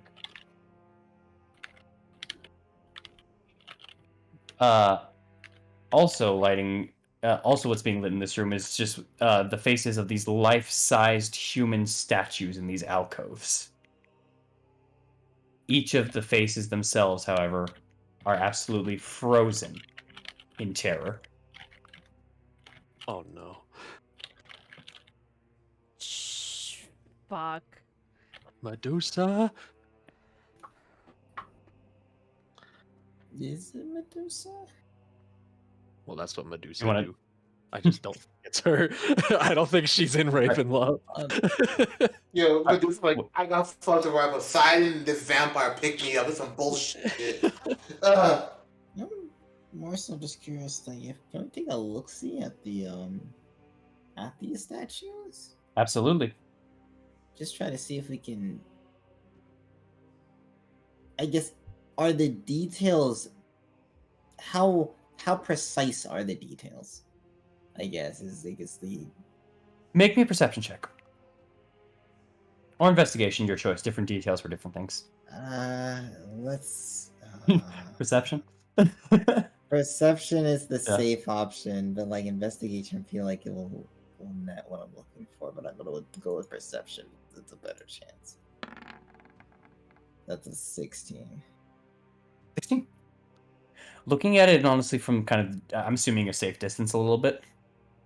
Start with a safe distance and probably All right. just get But- closer if everyone else decides to get closer. Let's say you're looking at this one for right now from your angle. Okay. The light that kind of illuminates, thanks to Morrow and just kind of into this hall, gives you a bit more vision of the detail itself, making it much easier to see. There is very immaculate detail in the statue. In fact, so much so that if someone was to work their entire lives as a person to kind of make said statues and stuff like that, this would be someone that you would expect to be nearing the end of their life, as they have very much put their time and effort and dedication into this. There is so much detail and expression in this horror strung upon this person's face. And as you're kind of getting this detail, just a strike of lightning hits. Not onto anyone or in the room or anything. You just hear it kind of hit, and the light hits the face of this statue itself. And you kind of look towards the hole in the roof for a second and look back at the statue.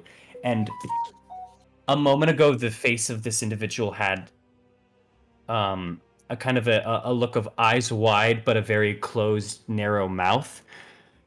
But now the mouth is opened and screaming, and the eyes are completely shut, not wanting to look. The expression has changed in the moment that the lightning hit and you looked away. I'm gonna stare at the ground and Okay. not look at anything in front of me. I am going to look at the floor. That's all I'm looking at.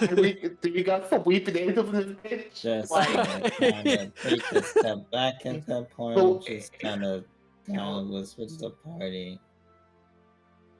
So those aren't either our magic statues that he put here to fuck with us, or those aren't statues. Okay. I'm gonna memorize the path ahead. Uh-huh. I'm gonna close my eyes and start walking. Okay. This doesn't seem like the time for this, but I'm gonna do it anyway. Can I use divine sense? Yes. Yes, you may. Can you ping it for me? Actually, it says here divine sense. Celestial fiends are undead. As far as that, Do it. I Ping guess that's fair enough. Ping it. I pinged it. Ping it. I pinged it. I pressed it. Nice. First off, nice there. Okay.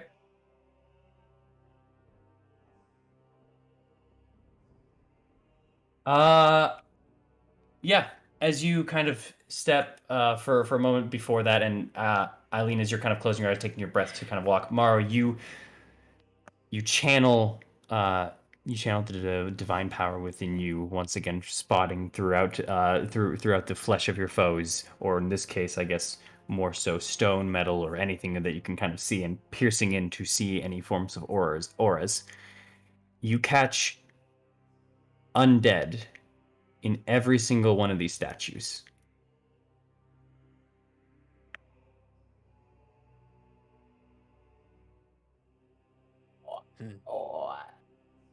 What?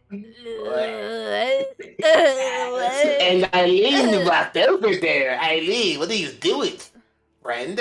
I'm just gonna. Okay, I'm just gonna stop Eileen for a second Yeah. if I can. She kind of closes her eyes, take a step, and you grab her on the shoulder. She'll Don't do stop. that. The statues are alive. Lightning flash once again as you're all focused after it says that sentence. You see the expressions just once again change, but remain shunted in absolute utter horror or pain. I'm gonna look back at the little dude and say, you know anything about living statues.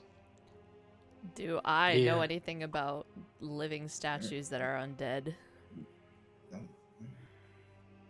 Eileen, you can make an Arcana check Let me just. or religion. Hold on. Yeah. Okay. Advantage on what is it? On your favorite, which is intelligence checks, which are undead. undead and Beast. beast. Oh. I have a question, Mr. DM, right? Hear me out. Their faces change whenever the flash of light, correct? Lightning. It seems to be more so. Lightning. Where is that flash coming from? Where is is there a window anywhere here? There's an open hole in the roof as you see the rubble in the center that is exposed. Eileen, you can make it Arcana or religion with advantage, either or. Okay. Both work.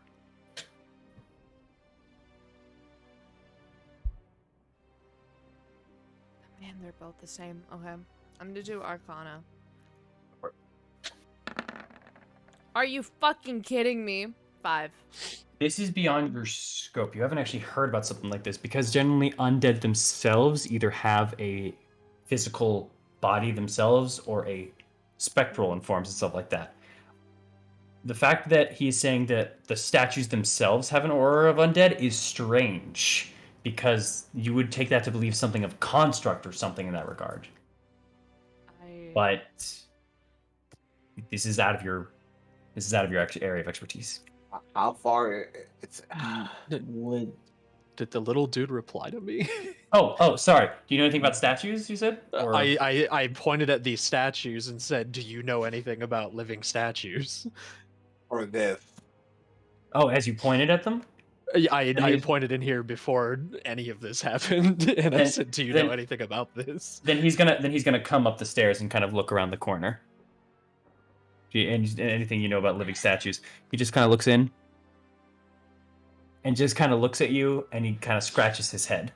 I have a question, Mr. DM. Mm-hmm. This is just a weird fucking question, but you remember the first that you got into Barovia and Strahd showed us those ghosts. Do any of them resemble any of the adventurers we've seen? Make a investigation check. Oh, Buckleberry. That's a good question. I'm gonna use my little thing, please roll well investigation. I'm not saying we need to know, but I'm saying we might need to know. You feel me? Where the fuck's my roll? Here we go. That's a 13, baby. 13. You don't see any faces in particular, especially from this distance. It's a little bit harder to make out fully, to just kind of spot it out. But you do actually denote one quick thing. Yeah? This individual right here, only about 15 or so feet away from you, and once again, thanks to kind of the light coming from Morrow here, these statues being very well detailed, there's a strange, not exact, nowhere near, but a strange resemblance to Strahd a bit on this individual. It's not Strahd? perfect. Yeah. It's not perfect. And you wouldn't say that's Strahd. But as you're looking at some of the features, the brow a little bit and some of the hairline itself matches a bit. Like a fusion. or before. They're Strahd-like. It, like I'm saying, it doesn't look like Strahd, Yeah, but there's a form of a resemblance in something there. Well, Eileen, it seems Strahd has more vanity than we thought, as he's been trying, maybe to make a statue of himself. Not well, but wait, they're really detailed, right? Though they're super detailed.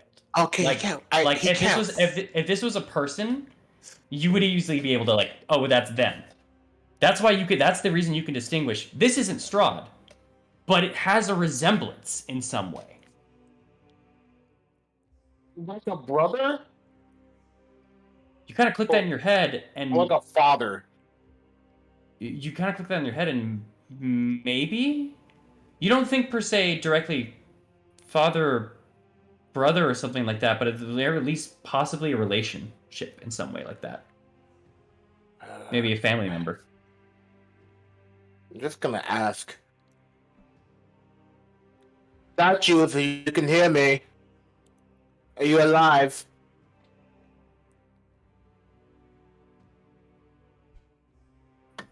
We can hear you. Comes out from this one. Ah! You're Are not you gonna going hurt to. us? You're not going to attack us, are you?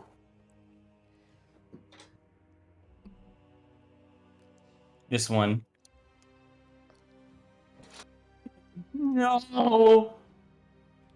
I have Strahd put you in here for torment. Which one are you talking to? Eat both of them at this point. Actually, hold up. Can I insight check? He said no. Is he lying? As I want to inside check that too. There is think that- there is only sound projecting from each of these statues. None of them are moving or speaking in any way. They are literally just sound is emanating from them. Oh, the thing But you is, can absolutely try an insight check with disadvantage here. Well, actually, no, I won't give you disadvantage. Go for it. this one over here is already like screaming already. So I just think that's a natural tone of. Ah!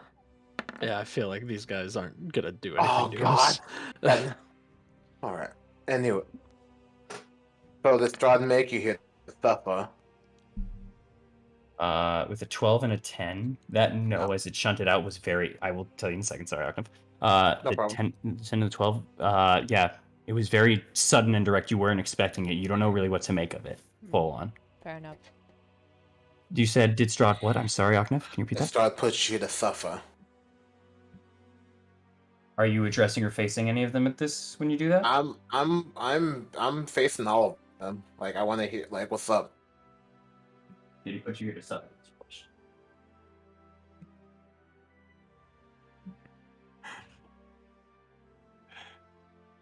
This one here replies, the one that kind of looks a little bit, had the resemblance that you kind of picked up on.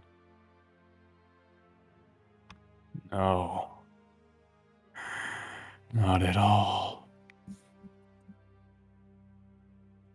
And you were made in his image, or I'm guessing someone else's.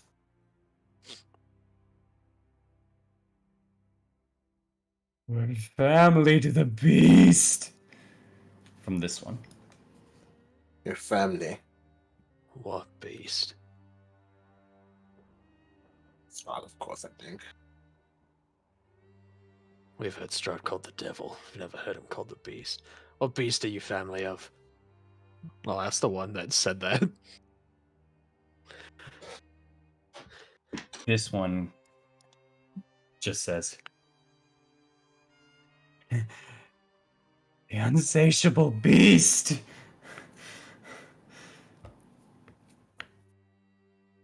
Strahd, or another person. We need names.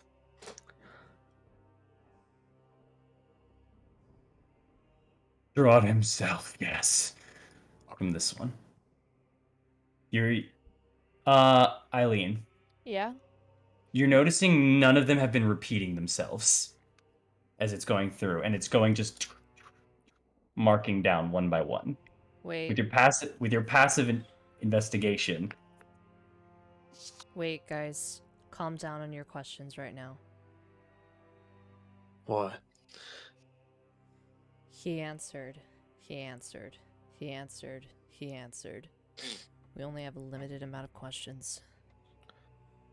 Oh. Hold on.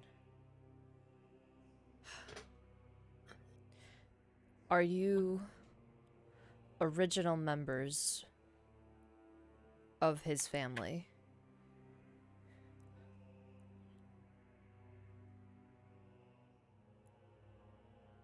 This one pipes up and says, far too close. Far too close to be related.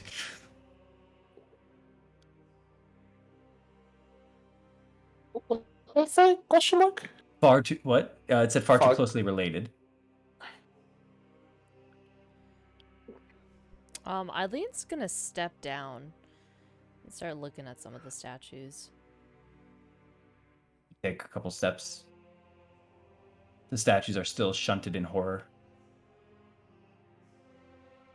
And What? she's gonna start memorizing their faces.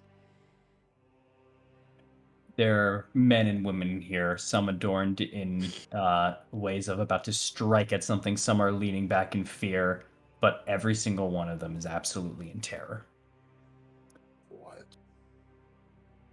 What Aknif had pointed out too, you see that some of them do have some small resemblances to Strahd. Not all of them, but some.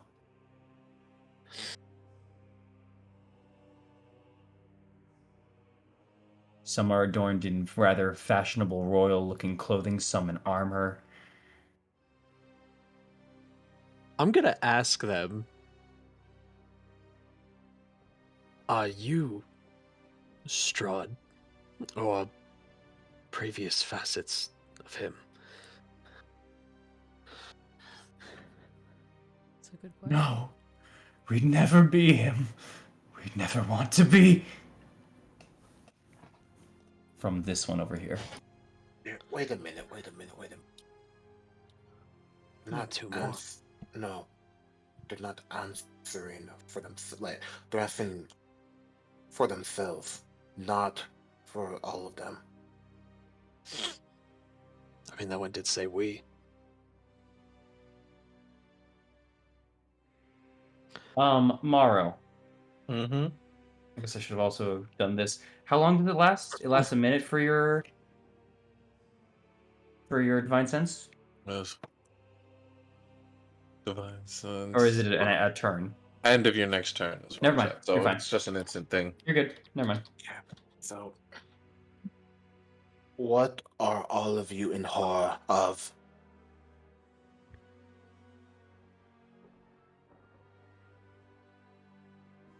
What he's done! For what he's done! What he's done to this whole place! Our name, our lineage! Ancestors. That's what they must be. The only one that hasn't seemed to have spoken is this one. Don't wait. I'm looking towards Eileen and everyone. I'm looking. Ancestors. He spoke about how he came to this land to conquer for his father. Mm-hmm. These might be his lineage. That's why they look similar. That's what the women and men. That makes sense. Maybe they're just cursed to Watch. look on forever. Every ruler gets maybe dropped here. It just happens to all be his. Last question. Do you want to get? Ask- Maybe do we you should want to get get- to the other side before we ask it. You know? I'm gonna. Could be a One good second. idea. It also It- could be a bad idea. Could be. Oh, hear me out. We don't ask a question until we get over there, and then we come back after we're done. Just saying. We save it so nothing happens. And also, I'm gonna go back and grab Rorschach and pull him over here. He turns around the corner as you guys now kind of reach the middle. He Yeah. takes a Let's- step and starts walking this way. Get more Ask nothing. research. Yeah, Ask- ask nothing. Go forward. Yeah. Then we come back. We get here, then we ask again. That way, if they do come alive after asking all our questions, we can just bucket. He starts walking out this way and kind of gets to here and turns the corner and keeps going. Can I look at this dude's face? Absolutely. This one would actually be a woman in this row right here. Oh, this woman. Yeah. She currently, to her, has a sheathed longsword onto her side, and she's currently looking up, eyes wide. Mouth is closed, but you can absolutely see as if something is hurtling towards her, and she's frozen in place, frozen in fear. Her arms just kind of lurch back, as if the only things that are still mobile on her.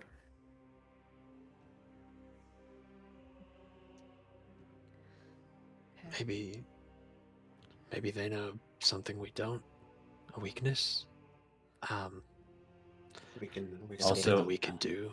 As you're we can walking, think on it. as you're walking over to here, you just kind of begin seeing now where Warchak is as he just kind of goes forward, and there's kind of another entryway door ahead of you guys.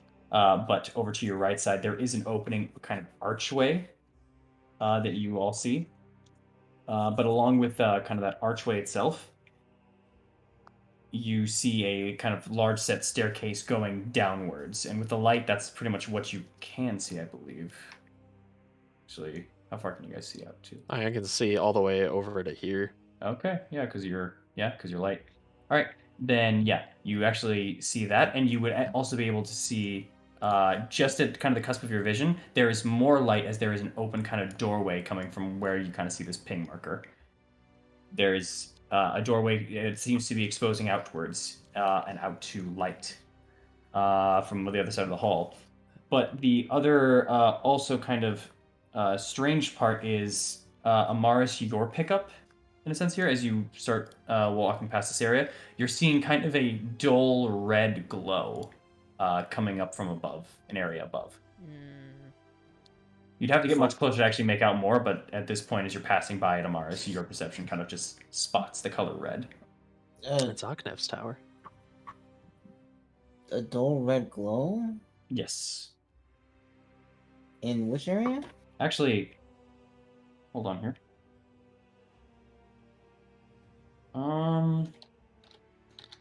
With a 22 Mars, in fact, actually, another sound kind of perforates your ear for a second. First off, it's coming from this area, is where you see the red glow, and a little bit as you kind of look through that area, you hear something very softly, but everything kind of quiets down for a minute. And you hear a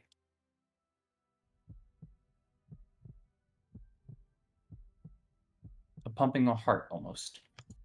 What Oh God. the fuck? I just kind of stop. Just kind of stand there and just kind of say, Eileen, Yeah? come over here for a second. She goes to her. Do you listen just for a moment? She'll listen. Roll a perception check with advantage. It's kind of faint from your position. That 22 is just insane. See? 19, yeah. As you kind of just faintly listen in, you can hear what sounds kind of like a pumping of a heart. Very faint, but it feels deep. Just a deep pumping. What the fuck is that? That's a heartbeat, right? Yeah. Yes. You're talking about. I want to put the library on a pause now. Just come over here for just a second. Listen. Right? And just listen. Warchak kind of takes that step and kind of just points over at this door. In the meantime, while you guys are doing that.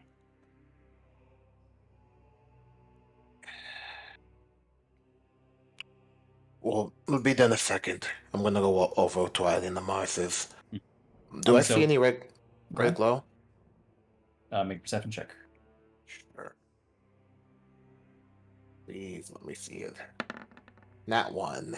All you can see as you kind of turn the area here is you kind of get a little bit of a weird sense of night blindness. Is you can't really see too much of the surrounding area, but more so just kind of the opening over here that you can kind of see where you see natural light kind of fogging in through it, and that kind of like takes up your vision literally. Okay, my eyes aren't adjusting. Give me a second. I'm gonna walk one step forward. You walk a step forward. Yeah. Okay. I'm just gonna kind of look at Warshack and just say, if you can just give us one moment. He just kind of nods, crosses his arm, and kind of just taps his foot as he waits next to the door. I'm looking at everybody looking up there, and I'm gonna look at Warshak and go, "Do you know what's up there?" He just kind of looks past you guys, past you and out to the door, and you see him kind of take his hands and kind of clasps it together again, but they're not flat this time. Instead, he kind of holds it as if he's making a ball. And then he squeezes the ball flat twice, and then holds and makes it a ball again. And then squeezes twice and makes it a ball again. Squeezes twice and makes it a ball again.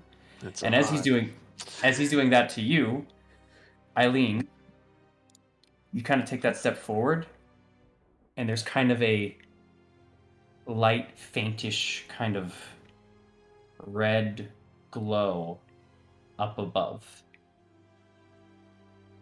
It's much stronger now and much more noticeable after taking that step. But you're still being blocked by another kind of staircase view right above you. You have to take another step forward to find out what that light is. I will. I'm gonna take the same step with Eileen. And take that same step. As he's making that motion, I'm gonna ask, "Is it safe?" As they took the step forward, he looks over to you with the pumps, and he just kind of eyes you down, Thorn. And there's a tense second where you kind of want to repeat yourself. And then he shakes his head no.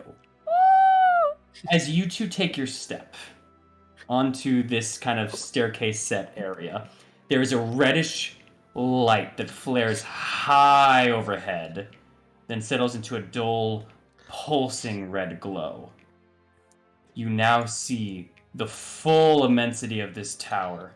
The spiral staircase circles up the tower's full height, the tower itself climbing 60 feet wide at its base, and becoming narrower and narrower as it climbs. At the pinnacle of the hollow tower, a large crystal heart pulsates with a red light. Above the heart, the stairs continue upward past it.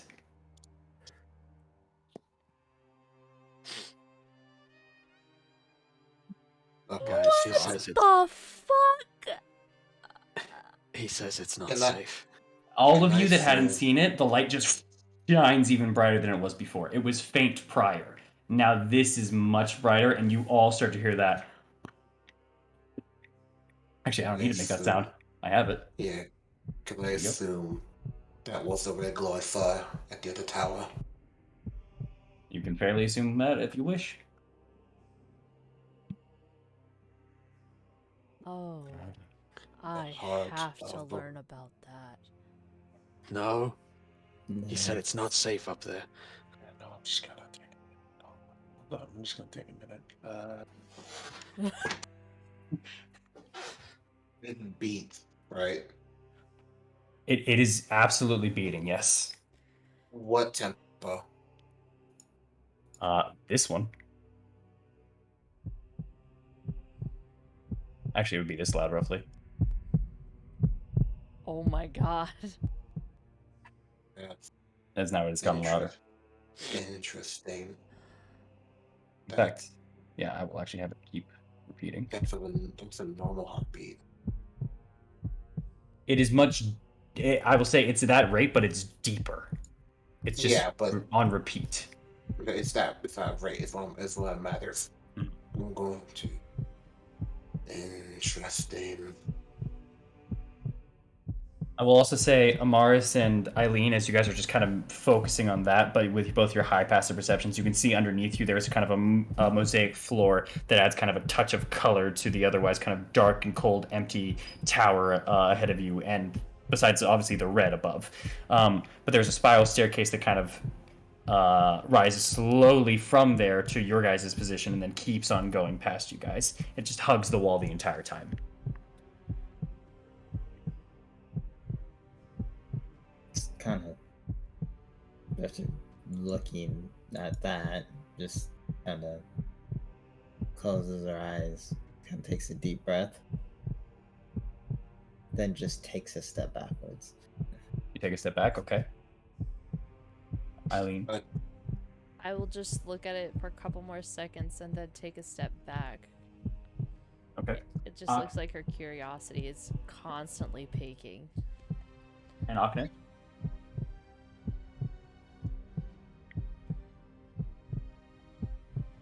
How far is upwards? Upwards looks kind of far. A couple, maybe from this point, maybe 60 feet. If you're talking to the crystal heart structure. I believe that's enough. I'm gonna shoot it. You're gonna shoot it, okay? Can I try to stop him? Can I try to stop him? Please, Can I try to please stop him. Please stop him. I'm gonna try to stop him. I will say one thing though, that when you step up there and you pull back, and the intent where your friends want to try to stop you, there is a shaking to the tower. I need everyone to roll for initiative here. God, See if you can damn stop it. them. It's up to you. But the tower does begin to shake the moment that Aknev has seemingly pulled out the crossbow and is starting to aim it. Yeah, I'm gonna try to stop him. No, I'm about to shoot. You cannot be doing this shit, bro. Alright. Somebody stop him, please. Oh, looks like he's gonna get away with it. I will say, guys. everyone, put your characters right here, please. Do I He's see gonna the get tower? away with it. You don't. I can roll on that one here. Please roll high. I I got. think you are first. But hold on. Do I sense the tower actually shaking? You feel the tower shaking the moment that you pulled out the crossbow and started aiming. Interesting. I'm gonna put it away. Just calm down. The shaking continues. Okay, I'm gonna back up then. Alright. You back up. Alright, let me put my thing down. I was alive. Do the rest of you back up as well? I'm backing up out of the room. Where you're backing up out of the room, Aknev, where are you backing up to? I'm right over here. I'm back Okay. out of the room. Then yeah, we'll delete your guys again. Yeah, as you guys just kind of back up out of the room, you can still hear the heartbeat, and you can now see in front of you. Although the area you're in is not full on shaking, you can definitely still see this room is shaking now. It seems to be active and alert now. It's alive. Whatever this power is alive. Interesting. Yeah, I think pulling out our weapons on anything that we don't know about is not going to work well in our favor. But it's not Yeah. the favor, it's not the fact that it sense the intent. It's Let's just go before he gets more mad. And Eileen is gonna start walking towards the library, or whatever this place is. Alright. You walk towards there, the rest of you? I was going towards Warshak anyways. Alright. Aknev, Maro. watching the heart. Then you would notice something begins flying down from the heart. Not on the heart itself, but you see something that was on nearby the stairs start making its way down from it. Although it's a couple of feet away, it is hit by the red light. I can allow you to make a perception check if you'd like to see what it is. Sure. It's another puppet, I swear to God. Watch it be that assistant, dude. Oh, Rahmin. Eight. You can very much see in the distance it's something kind of skinny in its regard. There seems to be kind of a kind of pole-like element to it, and it seems to be floating downward from where the heart is. Towards me. Yeah, it just seems to be going downwards at the moment. Mara, You can kind of assume, actually, even with that perception, you can kind of assume it's going down and a little bit, maybe towards you, maybe about a foot or two in your direction for every 5 feet it goes down. Mara, do you mind just waiting here with me? What? Why? Something's coming. So we should go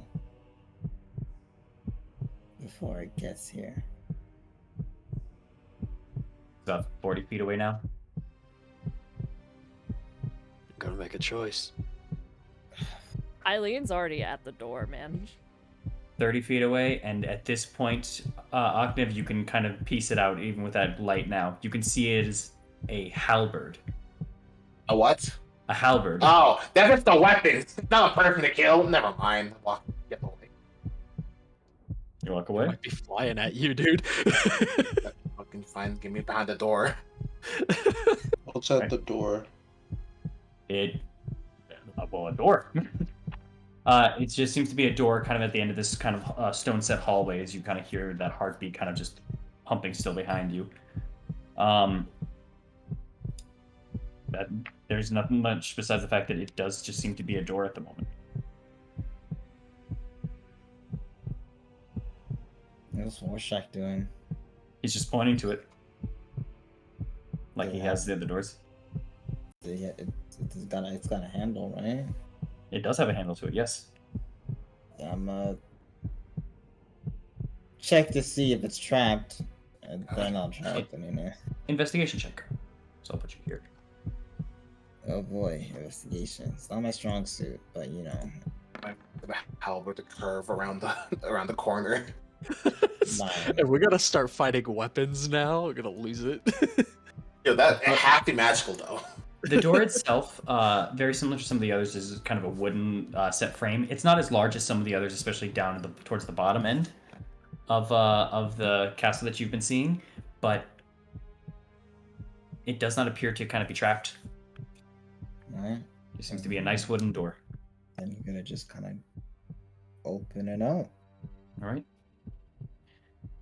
You open it up, and inside, you all just kind of get immediately hit with light that is not your own. There is a blazing hearth where fire fills this room with rolling waves of red and amber light itself.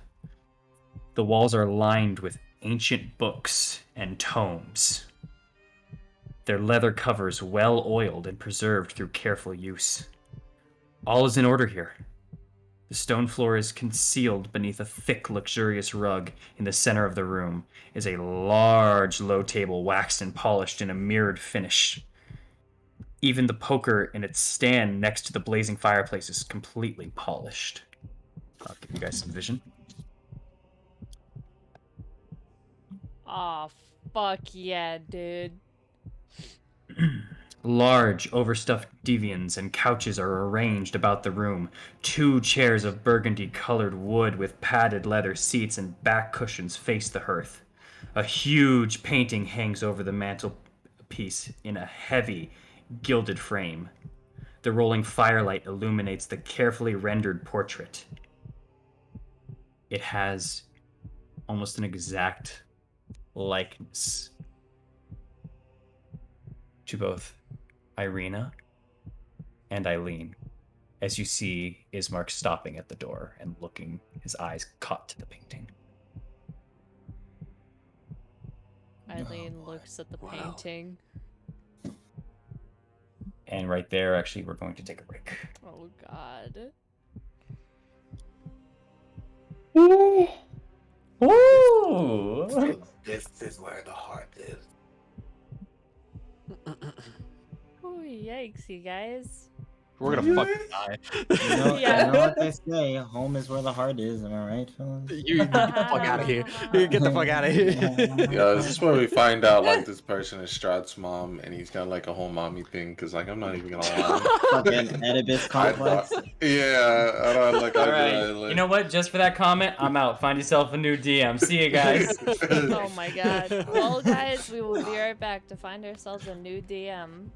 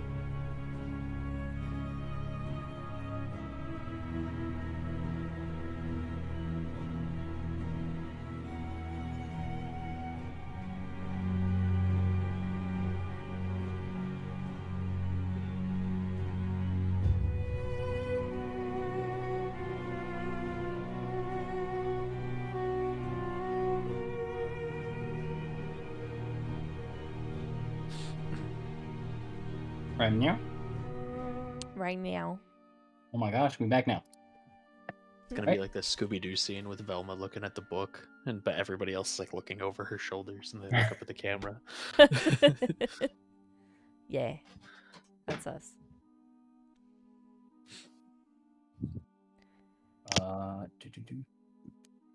Oplord's getting his information ready. Oh, just give me a second. You guys can kind of, take that extra second here. Sorry. Just grabbing one last thing here. There we go.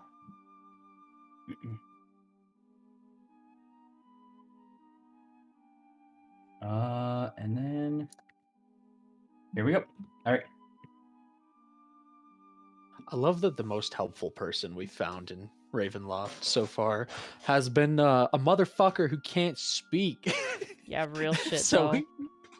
he can't even tell us what's going on. He's the best, dude. Oh no, he's awesome. I love him. But it's just we can't even be like, "Yo, what's up there?" He has to do his miming and everything to do it, and be like, "Oh, is it safe?" And just a long pause until, no. Nah. All right. Also, there we go. All right. Sorry about that. Just setting one last thing up real quick. So, let's get back into this. One quick thing. We did lose an Amaris real quick. They have to go for the night, unfortunately, but we don't have too much longer for tonight's session, so it is not too much of a worry, and they will be back next week. All right. With that, let us continue onward. So, as it was before, you all had been taken into this castle and had found a new alcove in which you wanted to pursue past the chapel itself. You followed the alcove and went up the tower until eventually you reached the highest point of Castle Ravenloft, looking down at the rest of it, and finding a rather, in some ways delightful, in many other ways creepy, child-sized mockery of a man who very much gave off faint sounds of clockwork and was weaved together through forms of cotton and leathers and stuff like that. Which you very aptly had painted a W on and named him Warshak. Warshak then had been pointing to, Thorn, and had been trying to get some information out of you, showing signs of maybe a book opening of sorts. Remembering that you had said library along your way up the tower itself, you had realized that he had been wanting to possibly guide you to the library since you had asked for it. Following his lead, and although he was wordless, he guided you your way there, back through which you came, through the chapel, up the stairs, into the balcony, and out through a hallway, showing you a possibly secret door past some of the floating guards that you had seen prior. Following this knowledge, passing another door with some light into it, and going up a staircase into an alley to a bunch of alcoves of statues in complete horror, with lightning changing their expression each time it flashed.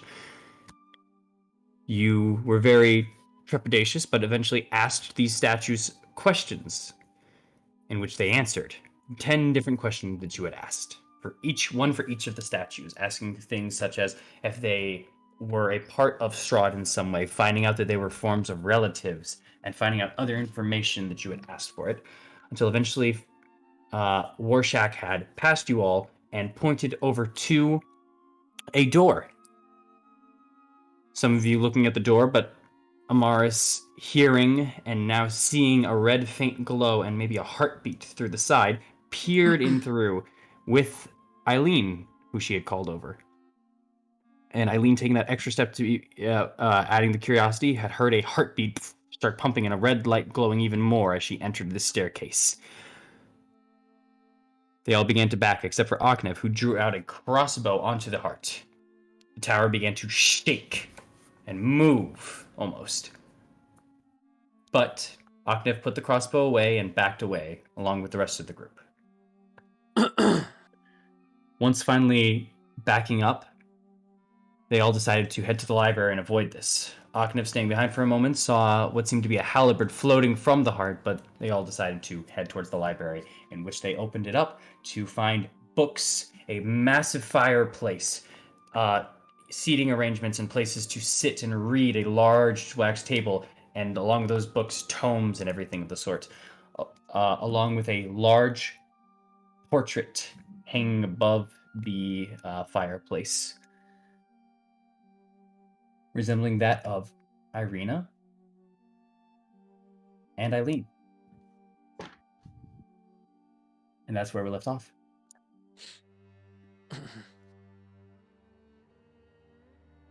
All right. This bitch looks like us. Mm-hmm. But what does she actually look like?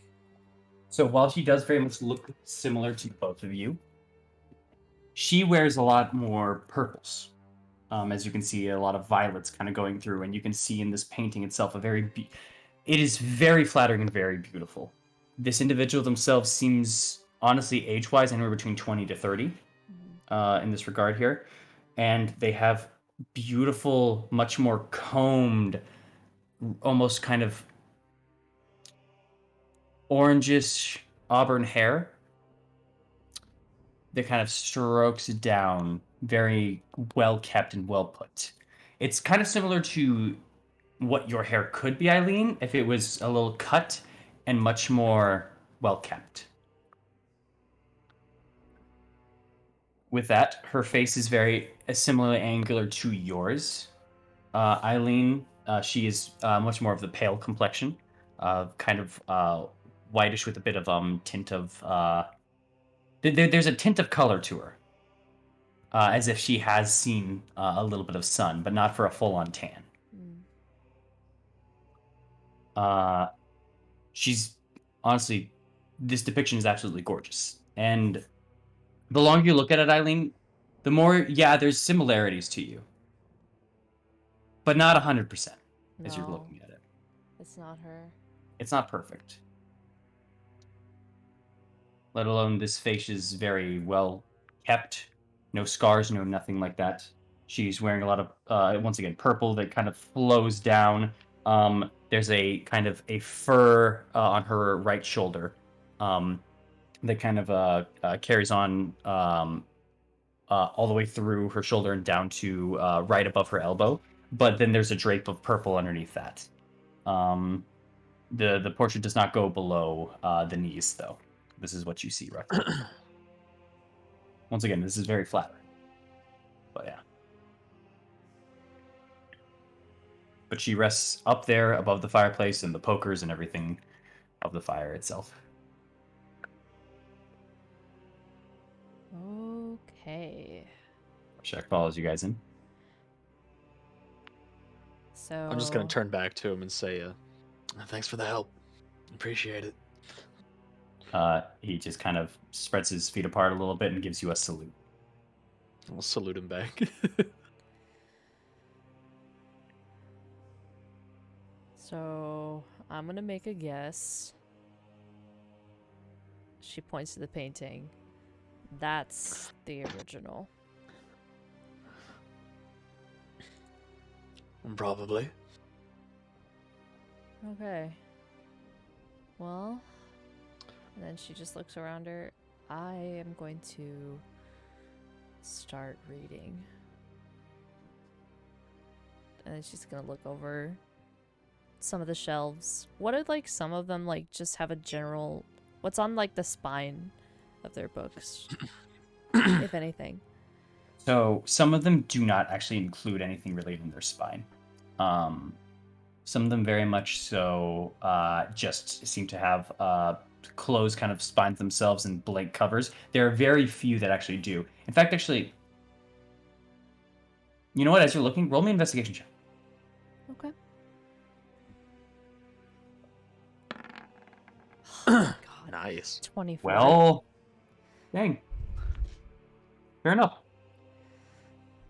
I was gonna scream if I got a nat one, I'm not gonna lie. So, some of the books themselves have wording onto the sides of their spines, but you only really, even in this long assortment of rows, you see only like maybe 3 or so. And as you just kind of read the first one through, the spine itself doesn't particularly catch your interest, as it just says, "The Beginner's Guide to Alchemy and how not to." Oh, yeah, my apologies. The Beginner's Guide to Alchemy and how not to blow off your fingers. And as you just kind of, not exactly chuckle at the title itself, but just more so roll your eyes find purchase over here on one of the books. And you see one of the pages is a little bit sticking out of one of the books.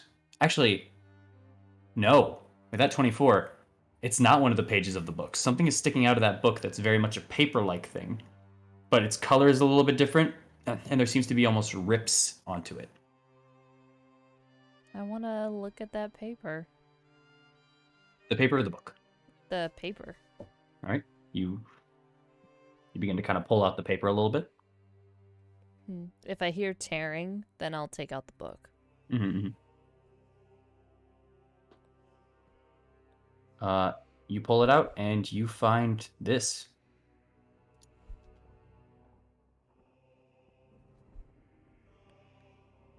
Oh, Jesus. It seems to be half of a piece of paper itself, as if a paper itself was laid out and then ripped in half. This is part of it. You can see some of the words are cut off.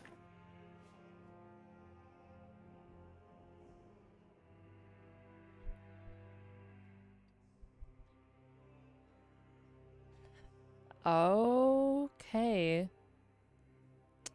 I would like to find the remainder of this paper. Fair enough. What I will also say is, just to help for the anyone who's just listening in, the paper says, in disjointed lines, has proven this to be true. No longer will I. Then there is a word cut off. Can I allow this? If I follow his another word cut off. To them, then all I need is 4 the miss and integrate themselves into the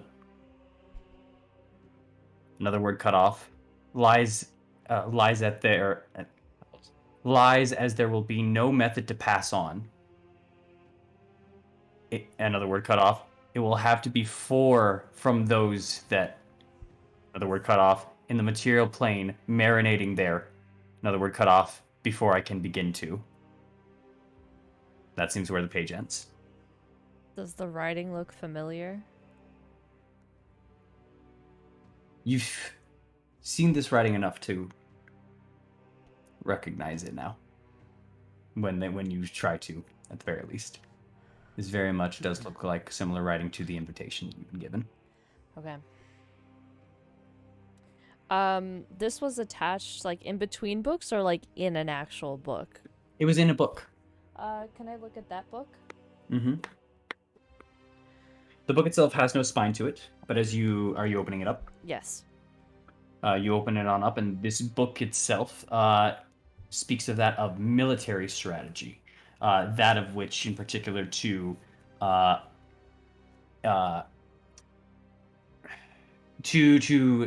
have one's attackers, in particular, not someone in defense, but someone essentially going in and bringing armies and troops and people like that to what's the word here? Siege. There we go. Sieging tactics, essentially, for castles and things of that nature. Thorn? Here. I am over by Ismark, but I will walk over to you really quick. She's like handing you the book, but she's now like looking for like extra pieces of paper. As you also leave kind of Ismark. I was gonna talk to Ismark. That was my thing. I was gonna go back over to him. Well, actually, yeah, but as you were doing that, he's still kind of near the door, and he just says, "Actually, does anyone mind if I close the door? It seems like we might be here a minute." Yeah, go ahead. Go ahead. Okay. I'll take the book from Eileen and just say thanks, and then go back to Ismark, because, yeah. He closes the door. Yeah, I wanted to talk to him, but Eileen can do her thing.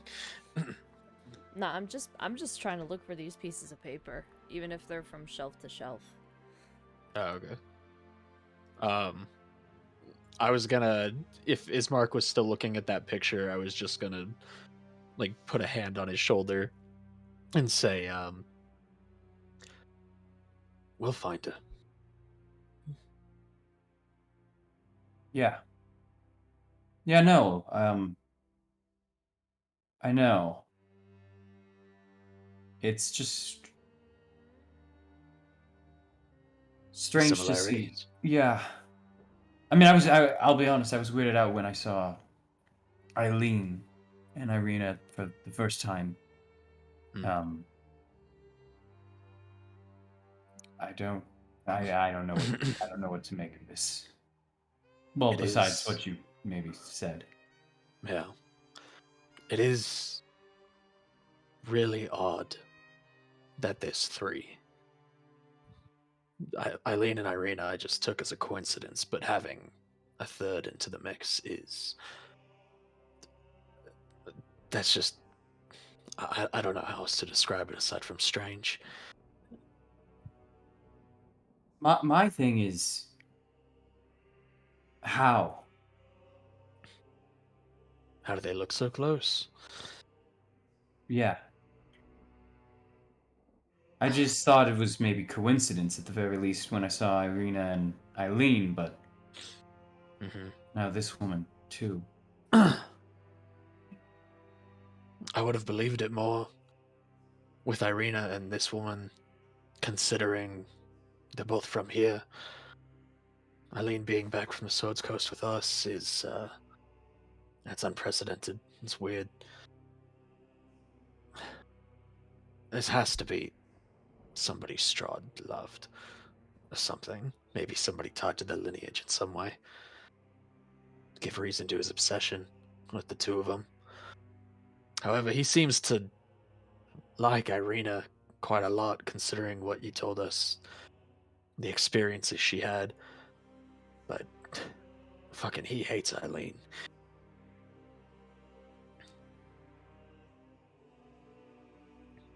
He just kind of looks at that picture for another minute.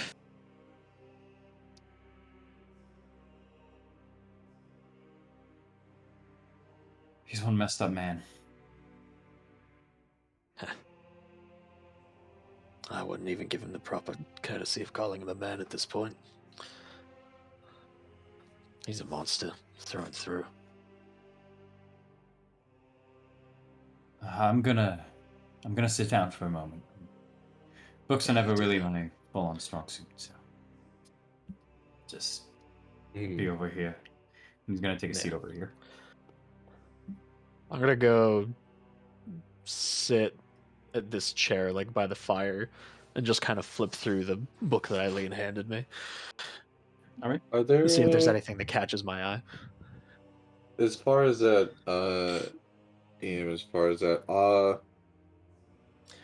these look like these are other books on the shelf, correct? Or These are all super pristine books and tomes and everything. This place is okay, it's fine. free of dust and cobwebs, I want unlike to- some of the other places that you've seen here.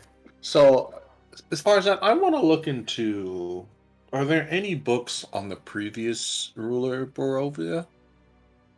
You want to try to find that? Yeah, because he mentioned it earlier.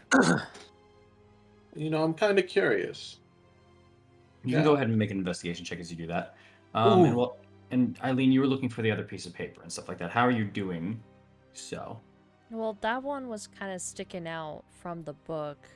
Mhm. I kind of want to feel around to see any other pieces of paper like sticking out from books. Okay. But 2.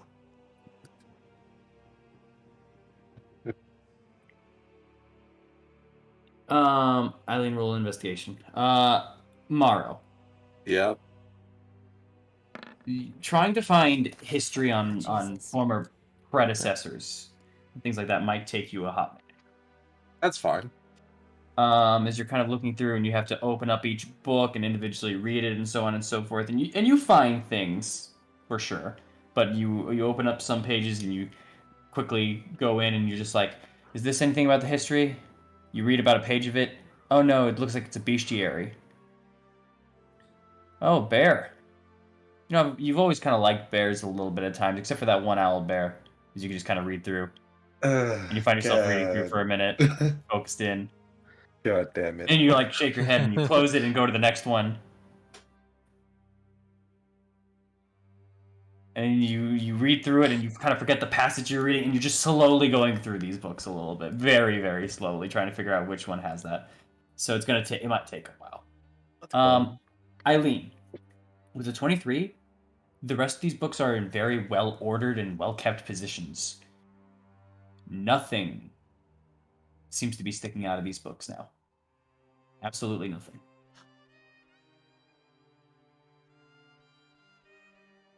You can also get the fact now that that was sticking out and so much easier to like position, you know? Because it wasn't full on like misplaced and hidden stuff like that with that 23 now. It was an outlier you can figure out. Oh, someone might have left this.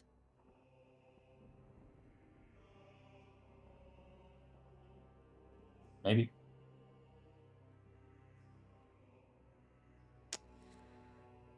Okay. Well, alright.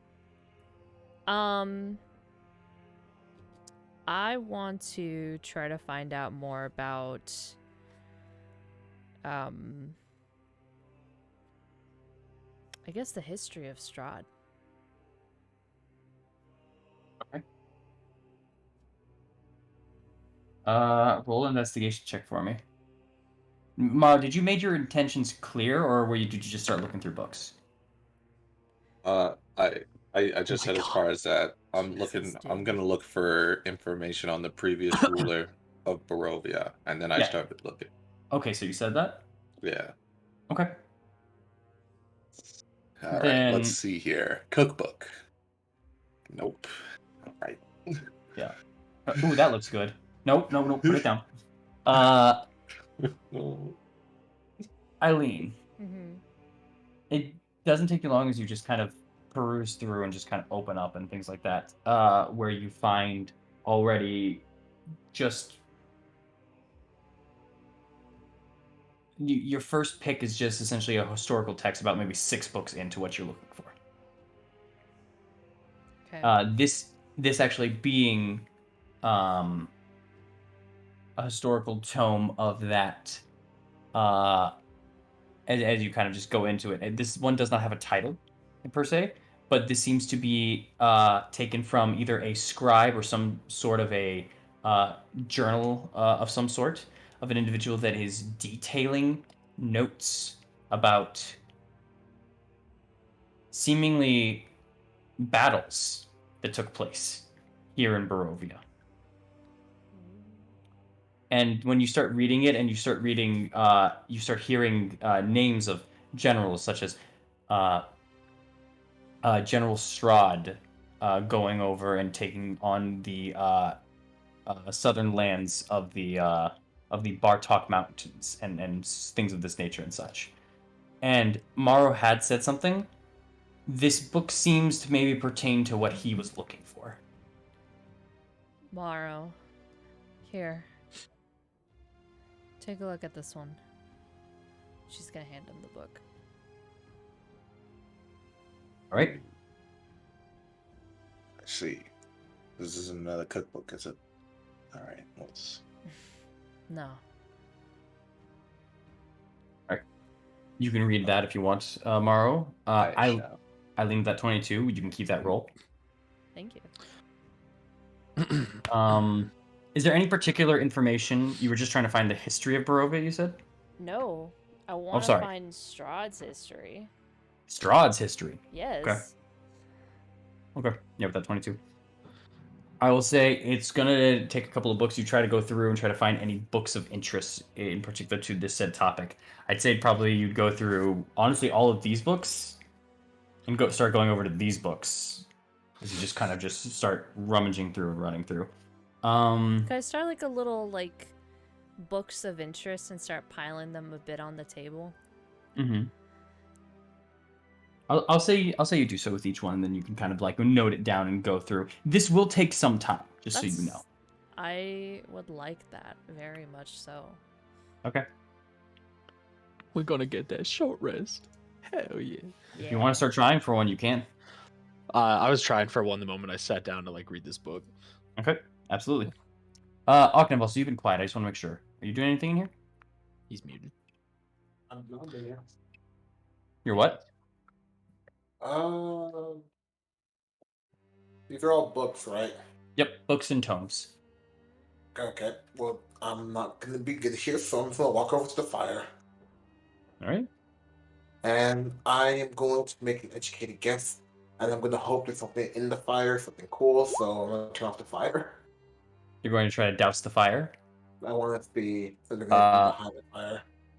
How you can snuff out candles, torches, and small campfires. This is bigger than that. You're gonna need something else to try to douse that. I'm not saying you can't. I'm just saying you're gonna need something more than prestidigitation. I'm thinking. Okay. Eileen, with that 22, you can absolutely take a couple of things of note as you put it down, and then we'll start working from there. That 22 is still pretty high.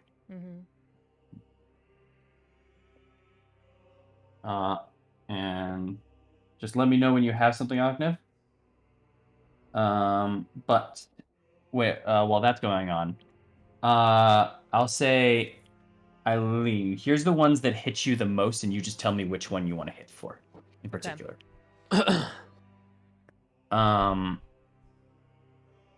One of them seems to be more of a what would this be called in particular? This is a small, very small book compared to a lot of the others, but it is a it is a admiration kind of guide in a sense to the beautiful landscape of Barovia, written by Strahd. Oh shit! It seems to be favorite. It seems to be filled of places and locations of which Strahd adored, and beautiful places to visit and appreciate the nature of this land. It's definitely high up there. Okay. Anything written by him would be really good. That is the only of the three. Ooh, okay. Bless you. Thank you. Another one is a detailing of the building of Castle Ravenloft itself. That's so good too. Yeah. This one is not obviously written by Strahd himself, as I had said before. This one would be written by. Let me double check. I'm sure. This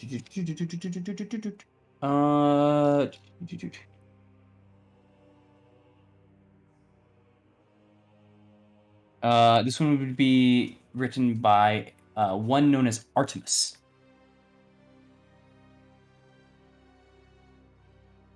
Artemis? Like the god. Like the god? Goddess? Artimus. Artemis. Not like Got the it. god. Yeah. This seems to be detailing of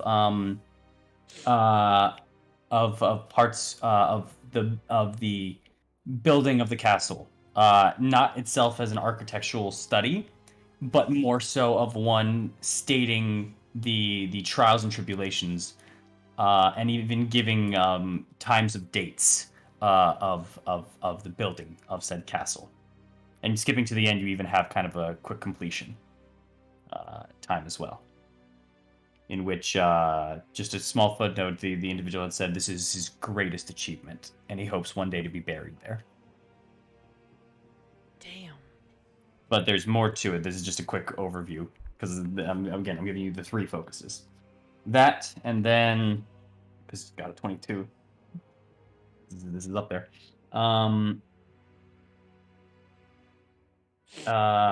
This last one would probably be, which one?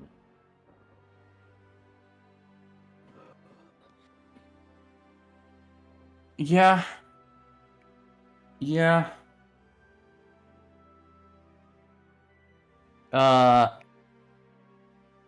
Actually, you know what? No, you got a 22. Ow. This one. This one details that of the regimen, and this is a detailed regimen of the Castle Ravenloft's form of guards, strategies military-wise, and outshining individuals amongst them. Thorn, toss that book aside. I'm giving you a new one. Okay, I'll just keep it. Yeah. The one you were reading was for military strategy and siege of castles. All right. Yeah, did I You find would not. anything interesting? I will let you know in a second here. Gotcha. I'll Aknev, take you. the other one that Eileen had too. Yeah, Aknev, you had gone to. Sorry for the silence. I was just picking out some specific things for this. Aknev, have you figured out how to take it out or no? Dawn, can I buy you a jug for a second? What for? Can you jug give me like a liquid or something to put the fire out? Yeah, I could do a lot of them. Actually, can you keep it up? It feels nice. Okay. Maybe we can do it later. I can get you 12 gallons of salt water if you need it. Should be enough. Oh, you think you see something in it?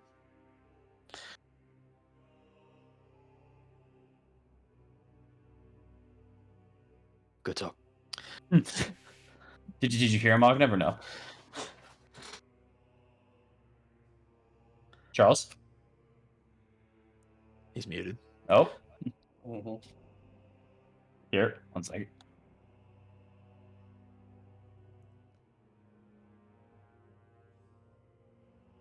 Got him. Okay. No. He heard. He'll be back in a second here. Okay. Gotcha. As for yours for the military strategy, real quick, while we're waiting for him, real quick. The military strategy and sieges of the castle itself. Just roll me a quick investigation check to see how far you got into it, because Eileen wouldn't have handed you that book until probably about 15 minutes in. Gotcha.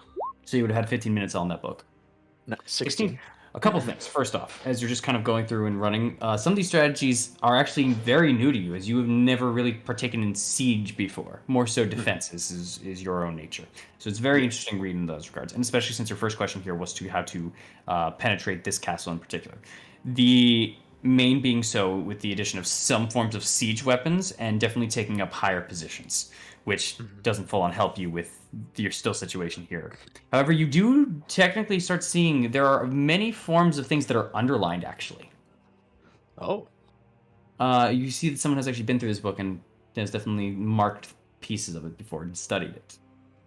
Specifically, things that are underlined catch your eye are that of taking non-direct approaches and trying to find weakened forms of walls to make entryways, and then to then create makeshift forms of ladders and stuff like that to siege from a higher point than the enemy currently can withstand. Let alone forms of tactics of starving out enemies and ruining supply routes in particular. And most of these do end up working kind of in this book. However, they are very much, the things that are underlined are very forceful, non-magical ways of forms of siege. Okay. That's what you get, and that's what a lot of the underline is for, that you have. Okay. After getting some of that, then I'll probably swap over to the new book that Eileen handed me. Got it. Like the what was it, like Strahd's Guard or the Ravenloft Guard, or whatever it is. Guards of interest. Yeah. All right. So, Octave, are you there? Yes, I'm here. Okay. So after you had done that, and Eileen asked not to because it feels nice and warm, and you said okay, Thorn had said, "Why do you see something underneath there?" That's what he had said to you. I feel like there might be something behind the flames. I just want to check it out. That's all.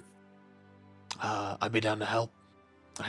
Eileen probably just needs some of the warmth and some of the light to look at some things, but before we leave, we can do it. I can get 12 gallons of salt water from the jug, so that should be enough to put it out. I got tinder boxes too, so we can relight it afterwards. Sounds good. Yeah. And just so you know, there are still candlelights in this room, but yeah, the primary source of light definitely, absolutely is the firelight here. All right. Now, each of your guys' book. We're gonna go through them one at a time here. I will go Morrow, Eileen, Thorn, since I just went through yours, Thorn. Actually, I was gonna give Oknev the places thing. You want the places thing, Aknev? Figured if you were looking for a good prank, apparently these are Strahd's favorite places. Written by himself. Also don't burn it. I do kind of want to read it too. He just looked for a second. Honestly not in the mood for pranking, honestly, so maybe hold on to it. I'll find a different book. Alright, she shrugs, then puts it in her backpack. Are you looking for something else, Aknev, or you just want to pull a random book? I'll just pull a random book. Roll me a d12.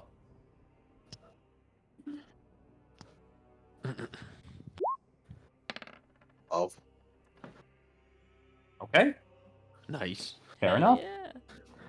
Yeah. And pick one of the 6 sections that you see the 6 kind of I tomes and see. books. I see. Yeah.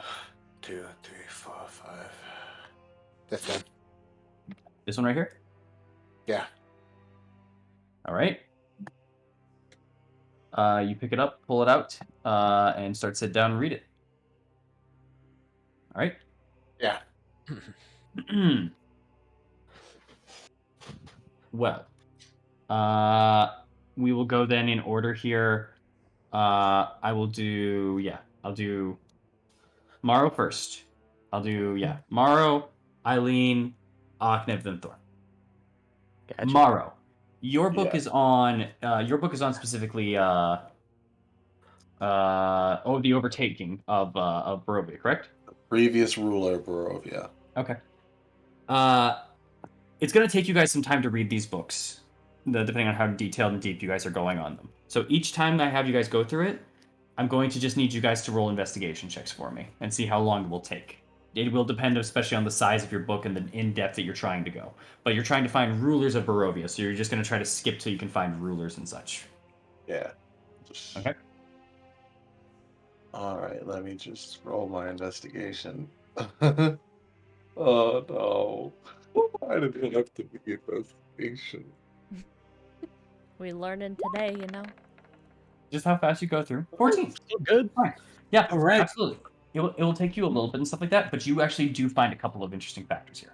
First things first, the land that is considered Barovia only got its name after it being conquered by Strahd von Zerevich himself, leading his armies throughout the land. Mhm. In which you find actually one name in particular, because of 14, you see one of the generals being Rahadin. Ooh. Say that last part again as far as that? Rahadin was one of the generals. The name Just the pops elf up. guy. The man we just met before. The man you had met before seemingly was one of the generals underneath Strahd's army. However, he did not seem to start appearing until about halfway through the book. Okay. This land was taken over and then named the land of Barovia in name of the father of Strahd von Zerevich, King Berov. It was essentially taken in his name. Or more so, sorry. It was taken and then given its kind of kudos to his father, essentially, in that regard there. That seems to be the case for it. Prior to it, there was not a ruling nation over it, but more so collaborative cities. You see mentions of Valaki and Krezk prior there. There are some other seemingly named cities as well, but you have not heard of any of these before. I see. So it does not seem as though... I will also say with a 14... No, that's basically what you get with that 14. Okay. Yeah. All right. Next up, Eileen. Yes. Remind me, you were looking at which one again? I apologize. So, I had 2, but Yes. I wanted to ask your permission for this. Mm-hmm. One of them, of course, is Castle Ravenloft by Strahd, and then the architect, the process of building it. Is it Mhm. possible to kind of cross-reference each other? Kind of have both books open, and just kind of have like a reference to each other to see that they Yes, match up? from Artemis. Yeah, from Artemis. To see if it matches up. Oh, yes, Akhneth? Can I just hit her with an inspiration? Absolutely for her thing. But I'm sorry, cross-reference between that and the Beautiful Places book? Beautiful Locations? Or what? No, the other, because you gave me two Oh, books. the paper. No. Hmm? You gave me. You said one book was from Strahd about the castle, and then the other one was about like the process of building the architecture of the castle. No. I was saying that this book does not go over the specifications of the architecture itself, but more so the process of building the location itself. Oh, so there's not So- like two different books? No, it's one Oh, okay. by Artemis himself. Okay. I will also say Amaris can actually pipe up here and would just say, if you need another one, I can take some time. It's not much different than what I used to do. I sometimes read for nights with Lemur down at the temple. Fair enough. Here. Favorite places. Short book. Oh boy. Can't wait to learn more about this asshole. She's gonna go sit down in another location and start reading. All right. Then you're gonna do the architectural readings for Artemis. Go for Yes. it. Okay. And then, should I roll the inspo, or do you want to? Oh. Up to you, Akhneth. It is your inspiration. Or if you're even using it at all, that's cool if you don't. You did. That's a +6 to your investigation check. God fucking. Needed. 14 total. Okay. All right. It's either really high or really low. There's no in between, man. Thank you for the 14. Jesus. Hold on one thing. Just real quick.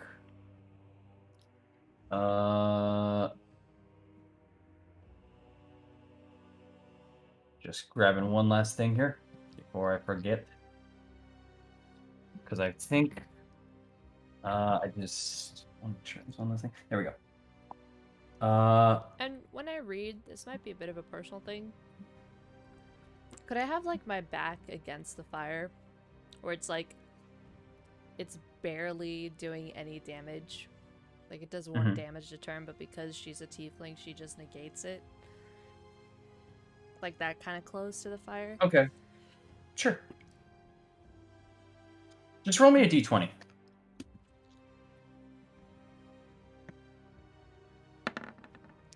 Nat 20.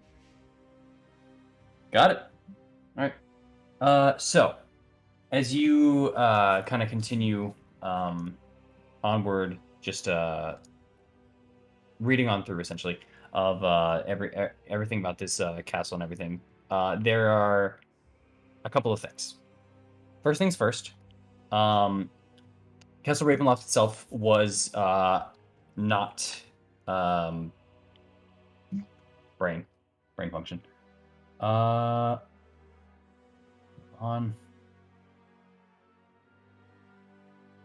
Oh boy. There it is. Perfect. Castleloft was not begun or was not originally in place upon the arrival of Strahd. Apparently, after the land had been taken over, the first mentions of Artemis is that he was a practitioner of the arcane arts and that of architecture, a mixture of it of sorts. And he had been tasked by King Strahd von Zerevich to build Castle Ravenloft in the name of his mother, Queen Ravonia. With that being said, this was a trial and tribulation to actually build this thing, as both the structure of itself was massive. It was on top of an insane precipice. Getting the materials in place, let alone refining them into their beautiful like nature and sculpt, took a very long time. And you see his words are very flowery and stuff like that. But he begins to make note of a couple things, such as the fact that he had built out a couple of models of what was to be Castle Ravenloft until Strahd had approved of one of the models.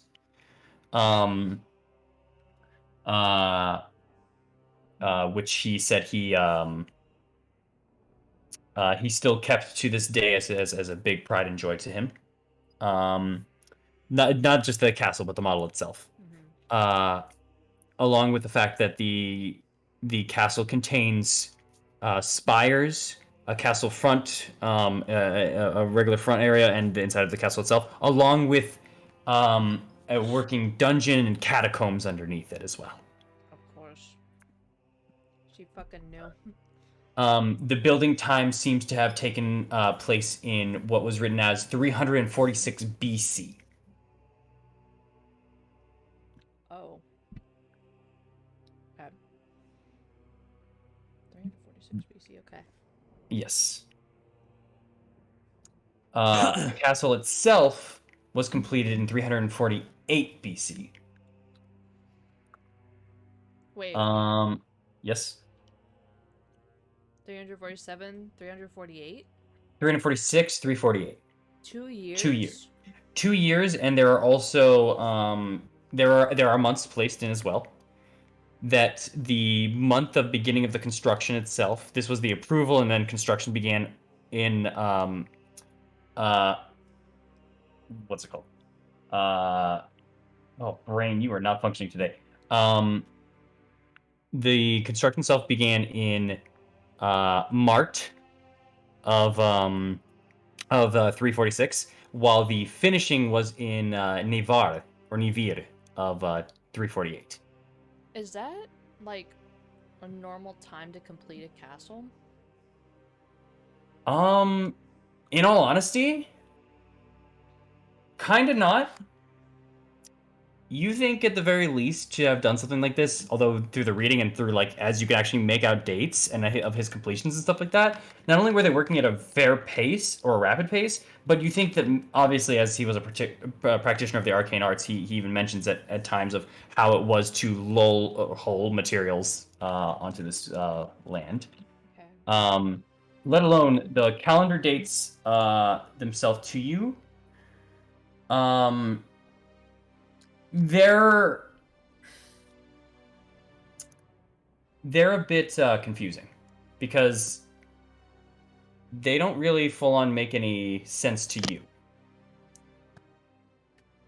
Because Mart and Neavir aren't anything you know. Your months are things known as like Hammer, Alterac, Chess, Tarshak, that kind of stuff. And you know that you were you had left on Myrtle. Okay. Are there any new months that I know of that he's marked down? Yeah, you would get a lot of the months here. I would say, yeah. No, he would have marked them all. All of them? Okay. Yeah, there would have been Jinvar, Fevral, Mart, April. You can guess what that one is. May, June, Elue, August, Sintivir, October, Nivir, and Decavir. You can see that Decavir seems to be the last one before it loops back to Jinvar, and that the time had changed once again of like from 346 to 347 and stuff like that. Okay. So you think that Decavar is the last from this, I would say, since you kind of figured it out on your own. Decavar being the last and Yinvar being the start of another year. There seems to be 12 months in total. Very similar to your own time frame. Okay. No months missing or added. It's like all the same 12. Seems like it. Okay. They just changed the name. Yeah. Okay. I'll get you the name later for Thank each you. of the months. Yeah.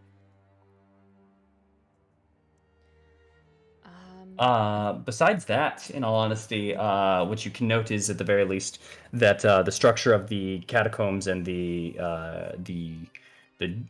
jail area, the dungeon, essentially, you know, all that is on the lower floors and was built very much in mind and was one of the starting kind of structures. They built the base floor itself and then they tried to do forms of support, and there are a couple of floors below the castle itself. Okay. Can she try to get like a general picture in her head through some of these? It's not. I know it's not like the map, but like just an estimated guess. The best thing you can do is you can recall some forms of locations, such as like the formations of the chapel, which is a very easy landmark for you and stuff like that. The time when a study was built, you know, which very much describes similar to things of like now. But as for rooms you don't know of, it's not really perfect for you, and all you know is that kind of the form of elevation to this. Make me just an intelligence check. Okay. And then Octave will get to you in a second here. Damn, 7. Yeah, you just know that there's definitely a lot of elevation and stuff like that. That there's a couple. You know that there's more than at least one floor underneath you, not underneath you, underneath the base. Mm-hmm. And there's a couple floors going up, but you don't know exactly how much on each side. Fair enough. Yep. That's what you get during this time. Oknev, Yes. you which book did you have? You had a. You're right. This one.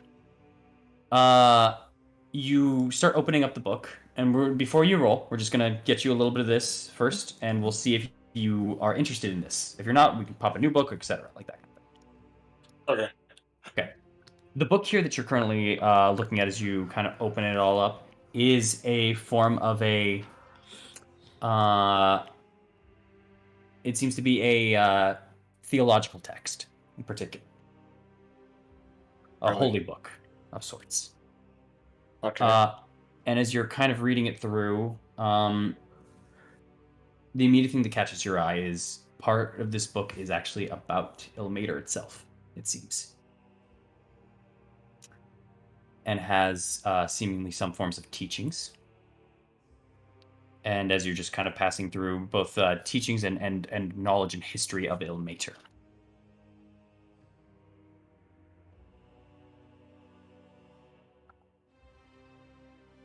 Do you want to continue reading it? Yeah. No. And with bated breath, he will continue reading the book. Okay. Roll me an investigation check. We'll see where you get. I use religion for this. No. And just Okay. investigation. This is you going through the book. Okay. Yeah. If I'll tell you if something like that pops up. No problem. Kabuki. 11. 11. Okay. Going through and just reading off the basis of it, you get a lot of what you know of Ilmater, also known as the Broken God, also known as the Crying God, the God of suffering, essentially. And although the term of suffering itself is one to be known for almost a negative connotation, an evil one, even if some people think, Ilmater himself is actually a good god in particular. And he does not harbor suffering onto others, but he instead takes burdens and takes their place.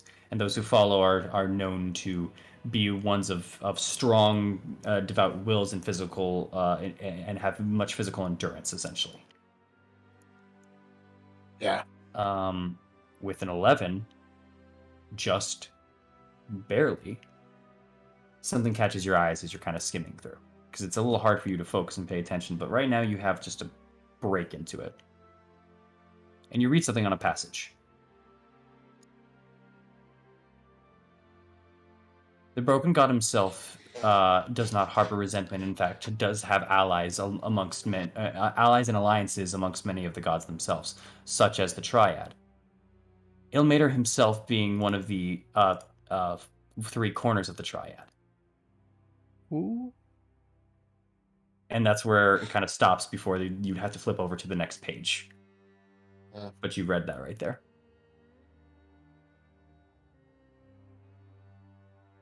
Okay. Do you want to continue reading? Yes. Roll me a religion check.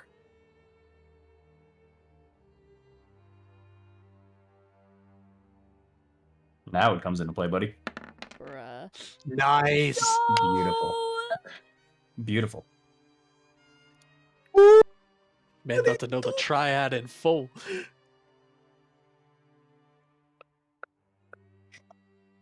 The triad themselves, in particular, consisted of an alliance between 3 good-aligned deities.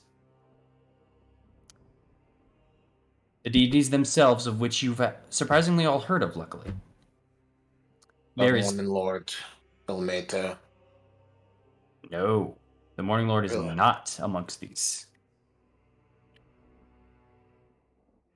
The gods are Tyr, the maimed god, also known as the god of justice. Ilmater, the broken god, the one of suffering and compassion, and Torm, the true god of duty. The 3 of them themselves had formed an alliance far back in time. This is an old alliance that has been going on for centuries at this point. They were all very physical dealing kind of groups and leaders. And a lot of the depictions of them, as you're reading throughout this book, have to do with not only the group themselves, but their justice and forms of way against evils of both gods themselves and of creatures of unknown domains. This book actually has a lot, surprisingly. It gives you a couple of things of information, such as the fact of an event known as the Spell Plague, which, if you want to roll me a history check, you can. Oh, I'm not gonna adapt. Okay. Yeah. It doesn't give deep mention into it, but I'll see if you know.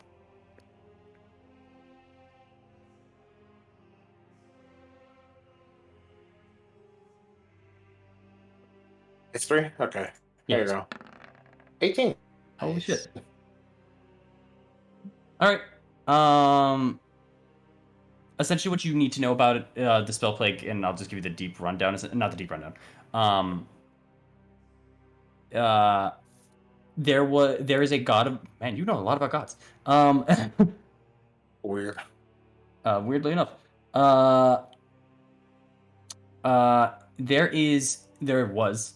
How do I explain this? All right, there is a person known as Bastira, who is a goddess, or the Lady of Mysteries, or the Mother of all Magic, who existed centuries ago, who was killed and murdered, Oh, causing yeah. magic. Yeah, there's a lot I of didn't different. know that one. Yeah, that's which formed the Spell Plague.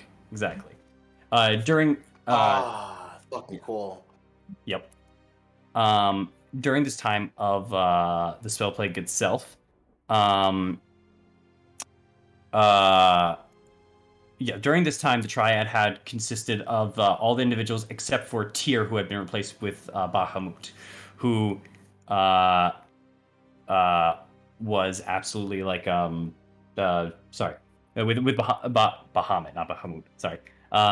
And you know who Bahamut is yourself, Charles. I'm not going to go over and explain that. But essentially, he was the replacement for it, and it was just Ilmater, Still, and Torm. These 3 individuals themselves have many different, like I said, events and occurrences. But the thing that primarily sticks to you, and like I said, this triad was replaced, and then with Bahamut, Bahamut left, and then Tyr came back later. But the important part to you in particular that sticks out is the fact that this is very much a retailing of your history and stuff like that, and it keeps your dates and things. But you get to see the symbols of each one of the gods themselves, right? They don't match up, do they? They don't match up at all to the tribe. Yeah, I had a feeling. However, with a 27, there's an odd mention. There's an odd mention of something to do with a land by the name of Greyhawk, which roll me a history check for. Oh, Bruh. The Yo, wait the a Greyhawk minute. system, really? Oh, Roll a history check. shit. Okay, let's see. Oh, Oh. man. Greyhawk itself doesn't really mean anything to you in particular, but there is a land known as Greyhawk, which is being perceived as and spoken of as another realm inside of this book, as you're just kind of going deeper and deeper into this book. Okay.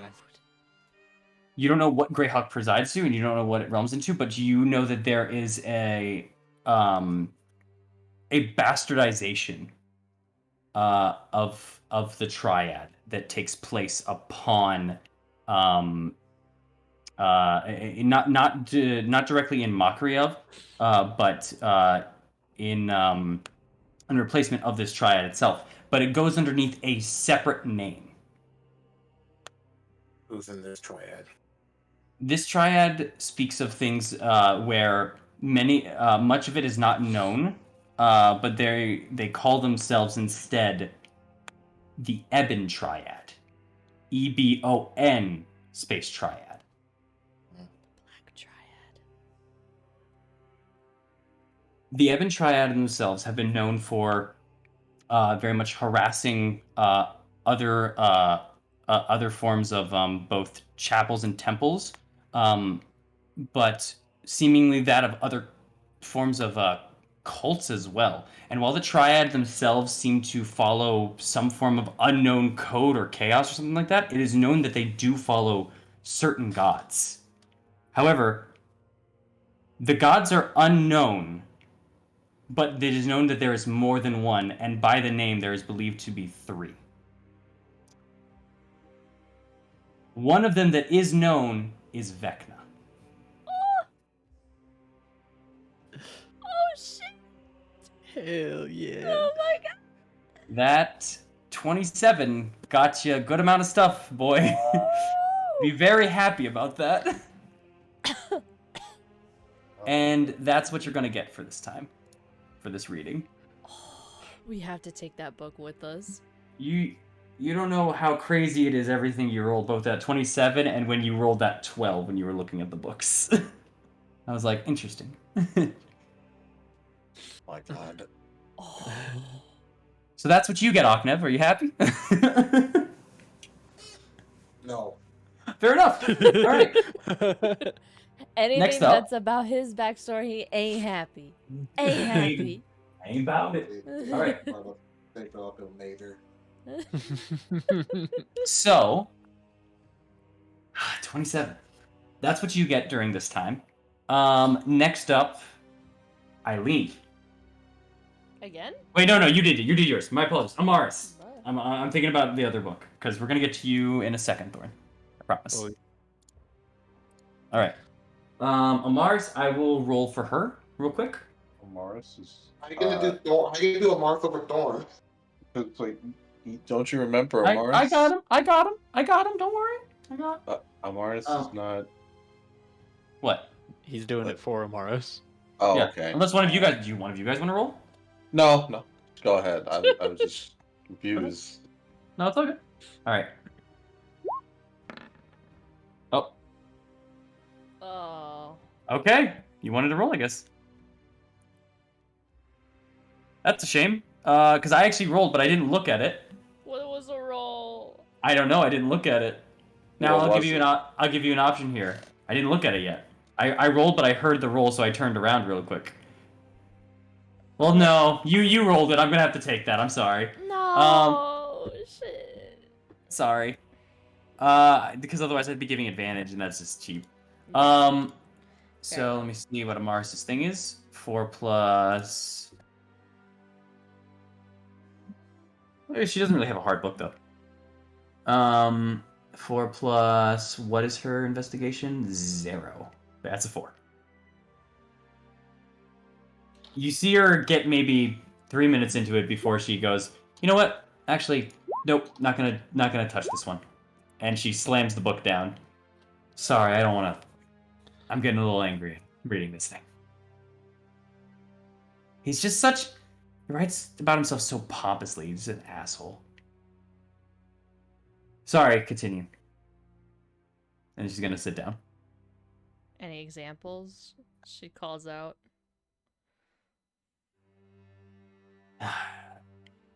He constantly wants to talk about the beauty of these different spots and say that he hopes it doesn't age and wither away, and that they can beautifully preserve the nature of Barovia itself for all to see.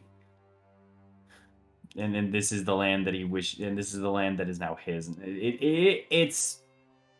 I'm not gonna talk. I don't want to talk about it. I'm not gonna think about it. I'm just gonna sit here and cool down. You guys read. Yeah. And Mars keeps it down. Thorn, Hello. your book is up. Okay. Roll me your investigation check. Okay. Oh, almost got 20. 15. Um, I almost got it back. baby, come back. Yours is about specifically, what's it called? Yours is It was yours the is- guards. yeah, and the everything. guards and their positions and stuff like that. With the Yeah. 15 itself, you find a couple of things. First off, that the regimen and the forms of guards themselves go into a couple of different things. First things first, you find out that there are multiple captain of the guards, as this castle is too big to be run by one singular captain. Mhm. So, in fact, there are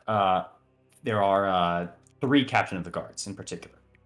As you're reading through and you kind of run through, you also know that a lot of the guards and soldiers themselves were individuals that some were picked off from Barovia and the land itself as soldiers who had given up, but some were veterans of the war itself as well, and got their positions. One of them being mentioned as Rahadin, Okay. who funny enough, took place as the former, as was an individual who was picked up from the land of Barovia, but had joined Strahd's cause. Interesting. Okay. He apparently was an individual who had been a part of a group of people known as the Dusk Elves, Ooh. who had seen the light and had joined Strahd in his conquest. and led a path up both against the Dusk Elves themselves, of which he was formerly a part of, and in conquering much more of the land itself. Okay. Another, but this is not a captain of the guard. This individual was put in as a chamberlain. Mhm. The other captains of the guards have their own little pieces, but as you open up, because there are 2 pages on say dedicated to each one of the captains. Okay. You open up one, and there's a loose piece of paper in the middle of it that doesn't match the coloration of the book. All right. What's on that paper? It seems to be a ripped up part about half of a page. Interesting. What that look like? what that be saying on it? Yo. As I sit here with my Yo. back towards literally everyone. What are you talking about? Eileen's in front I'm of over you. here.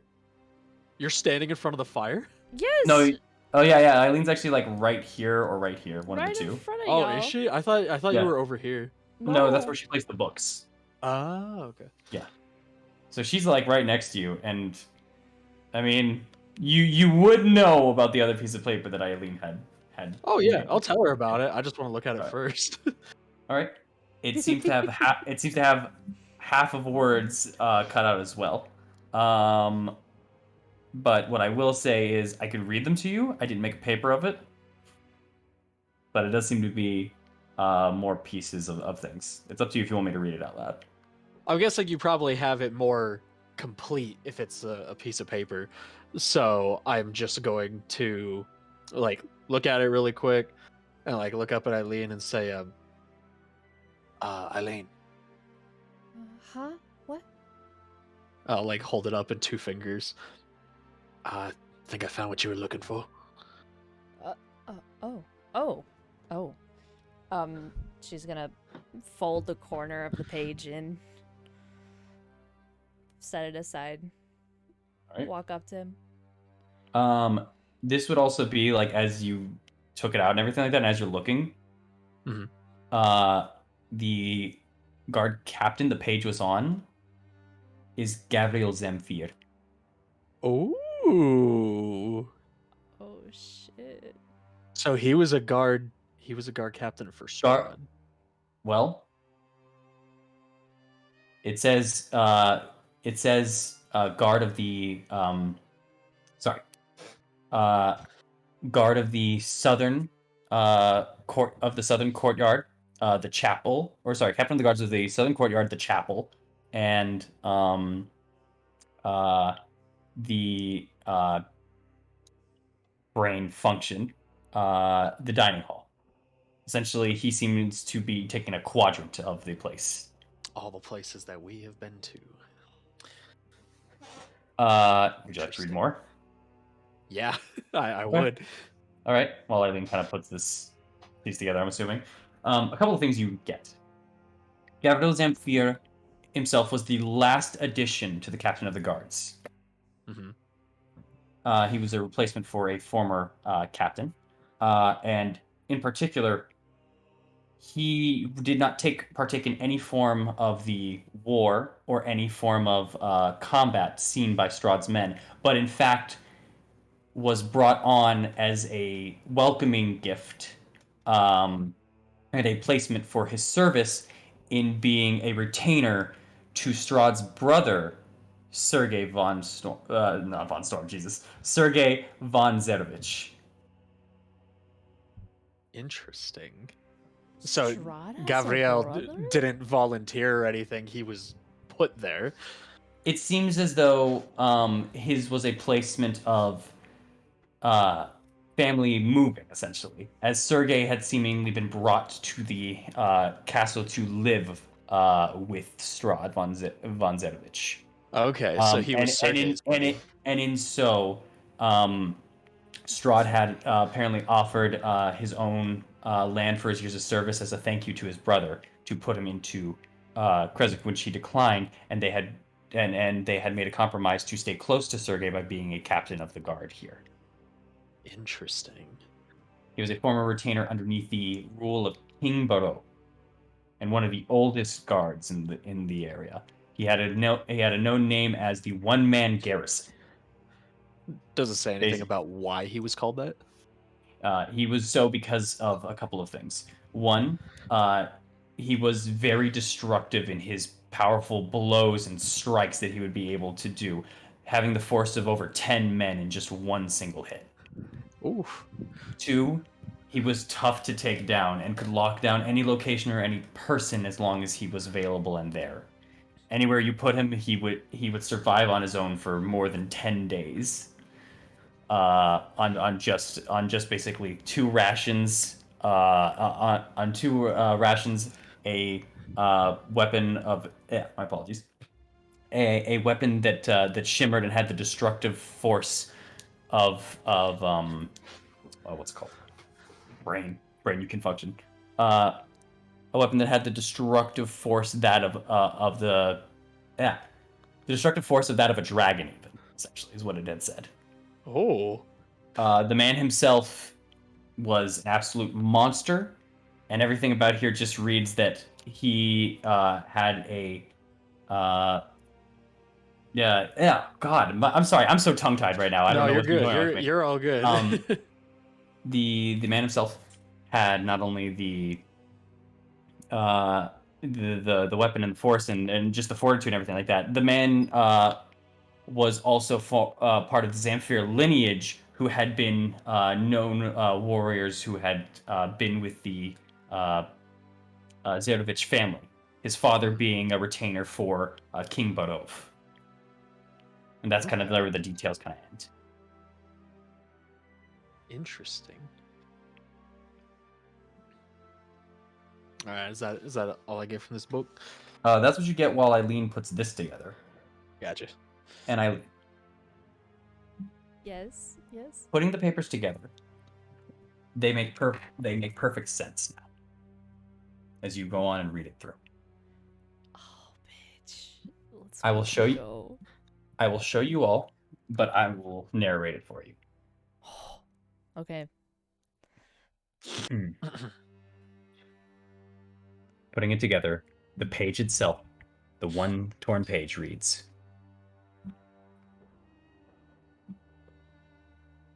"The barriers can be broken. Azalin has proven this to be true. No longer will I allow this torment to continue. No longer can I allow this. If I follow his same methods but apply my newfound knowledge to them, all I need is 4 Barovian-born souls to pass on through the mists and integrate themselves into the material plane. This is where the catch lies, as there will be no method to pass on the souls of those already confining themselves. It will have to be 4 from those that toil against the mists. They will lie in the material plane, marinating their connection for at least 20 years before I can begin to..." That's where the page ends. Oh god. Oh, fuck. Oh god. Oh, fuck. Oh, fuck. Oh, fuck. Eileen says in her head. Oh, fuck. Eileen says out loud. What?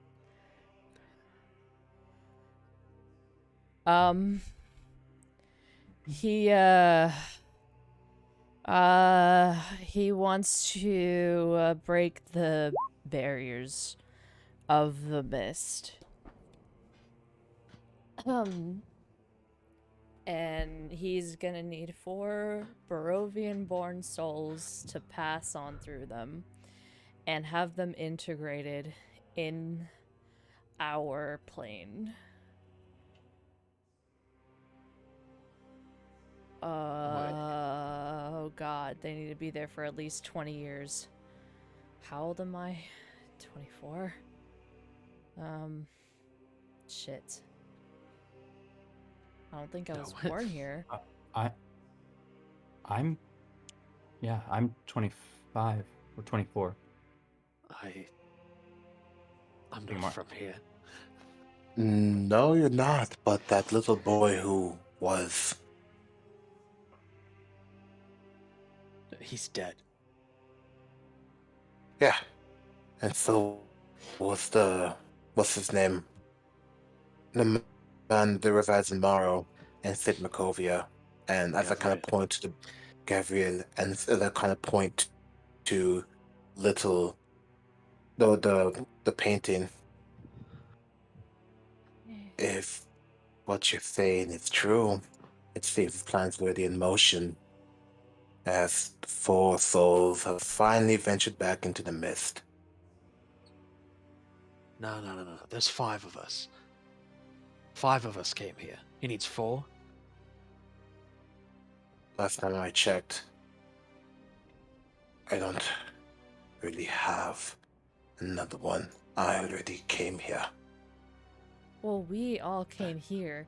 What this is saying that he needs Barovian-born souls, people who were born here, out into our material plane. I'm saying it's already happened.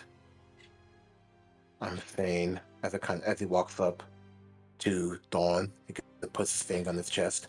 That little boy goes to Eileen, whatever woman that Dawn he's been looking for, Amaris, the Saint of Makovia, and you, the Point tomorrow. Gabriel. That's... No. He no. sacrificed his own brother, the love of his life, a saint, and apparently a general? What? I don't think he sacrificed them. I think he just sent them our way after they died. Well, sent them your way. No, there's gotta be something more. I'm not. And you're not him. You're not the boy. But he may be inside you. That doesn't make me any more comfortable. Is I there don't. more, Eileen? There's gotta be something else, right? How long was the note written down? That's what you should be asking. This was torn. I need to find the diary of this. It Wait. might be in his room. His room. She looks to fucking the little robot guy. Little construct. Rorschach. Rorschach, thank you.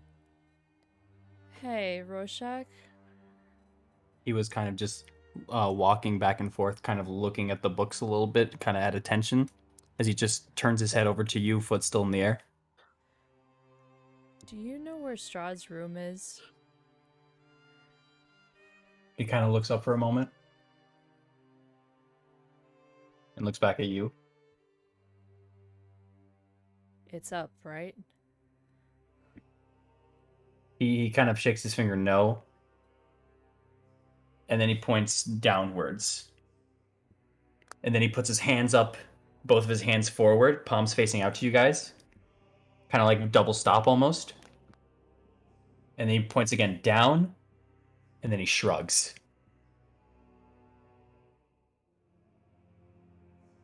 I wonder, that whole spiel of his about crowning some new leader.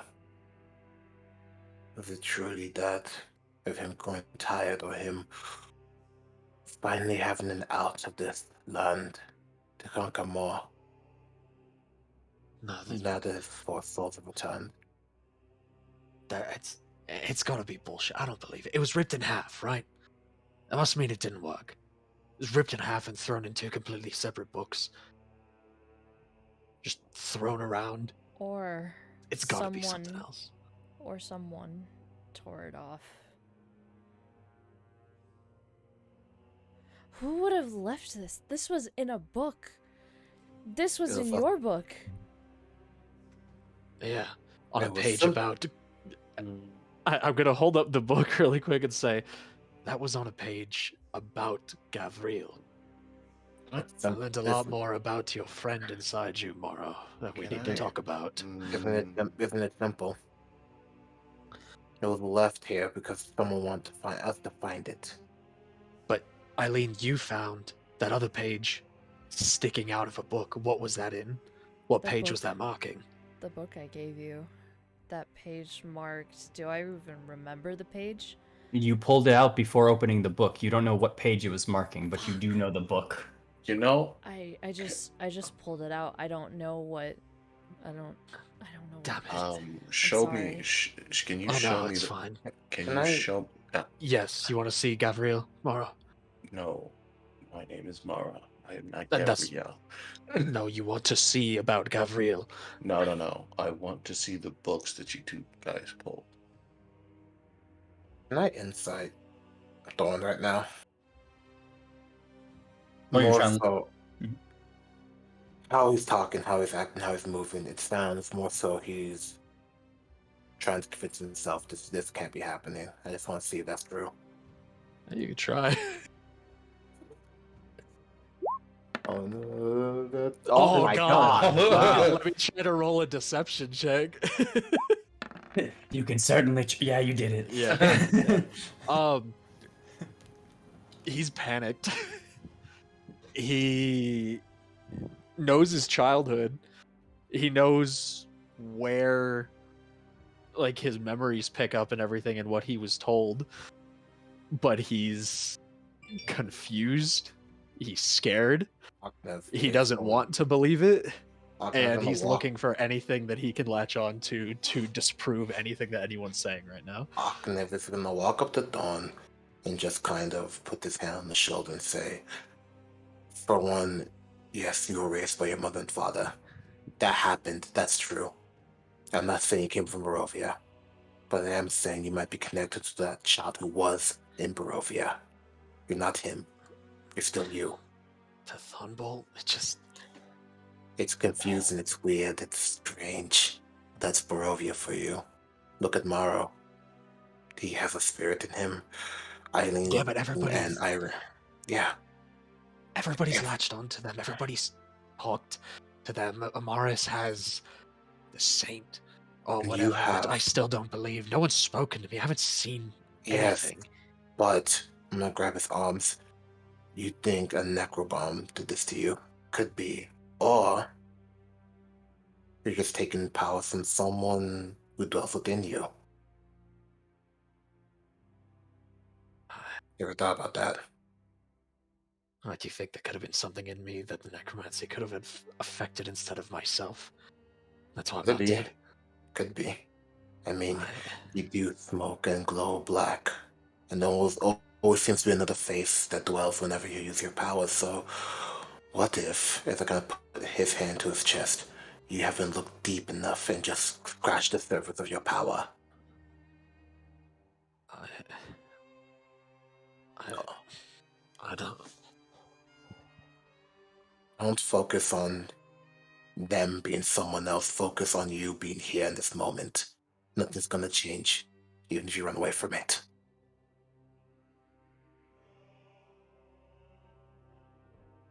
Thorn will like put his head in his hands and just kind of like lean down, just kind of sit there for a second,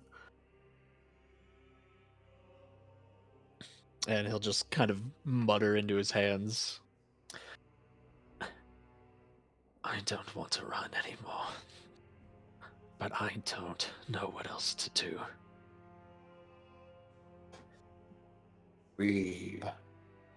You make a choice.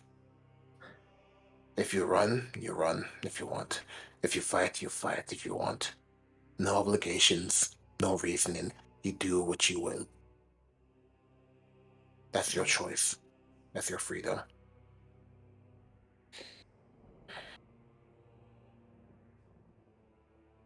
I'll What make do the you want, choice when we Thorn? get out of this castle. Yeah. I have nothing else to think about right now aside from that. If I die in here, then I don't have to worry about it, but if I can get out, then... That's a good thought. I could put my hand down to pull him up. Yeah. Let's take it. Anyway, a little history lesson or religion lesson for you.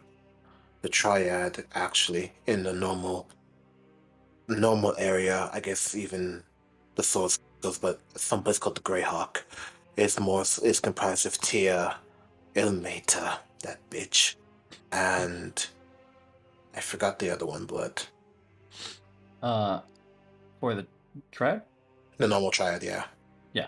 It was Tyr, Torm, and Ilmater. Tyr, Torment, Ilmata. Those are the original triad, the good one. A very lawful good deities in a way. While it seems the one that's worshipped here is called the Ebon triad. A mockery consisting of Vecna and the other two.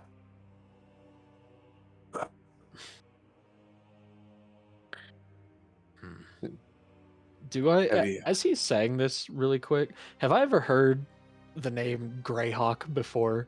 Did I ever hear anybody talk about that or like Roll those a other history gods or check. anything? Oh, History? the other that would be the history for that, religion for the other gods. Well, I mean them connected to Greyhawk in any way.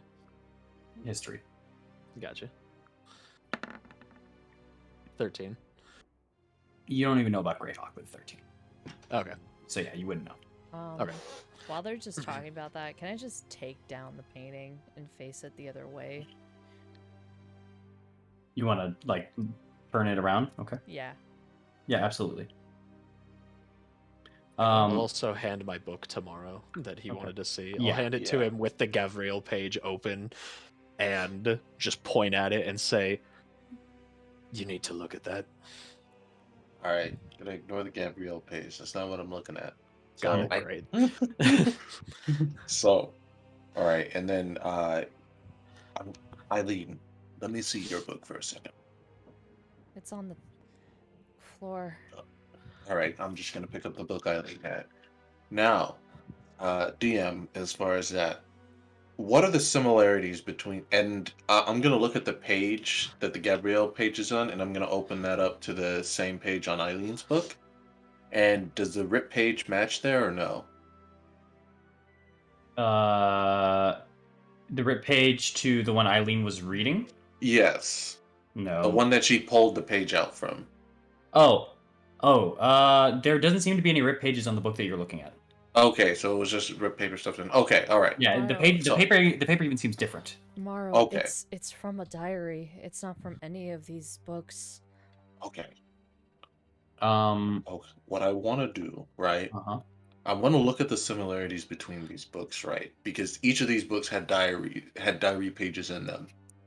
I'm gonna look at the similarities and try and find like the one thing that is similar between them, and then I want to check some of the shelves as far as and see do they have that similar thing and see if there are more diary pages in those specific books. You can definitely do an investigation check for this real Yes. quick. This will All right. take. This is gonna take a while. I will say you guys have also been reading for maybe over like 45 minutes at this point. That's fine. You're almost and you're.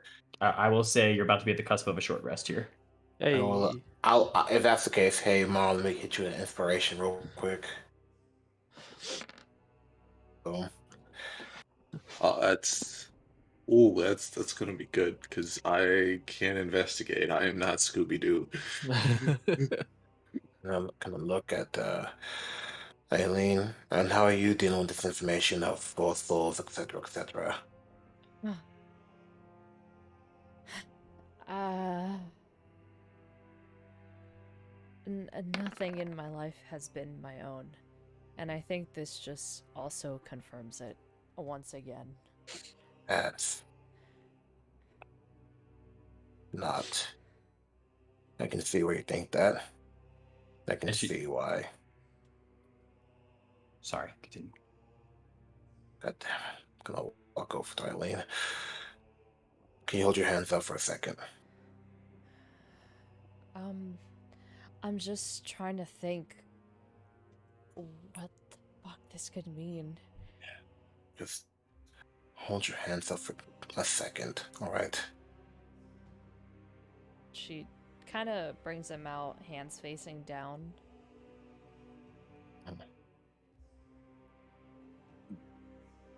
Hands so like they're whatever.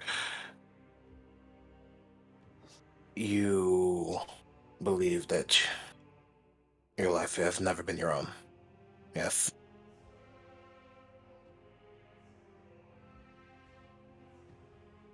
Well, yeah.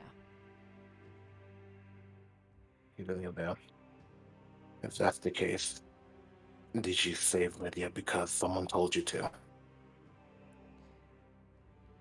It's something that's ingrained.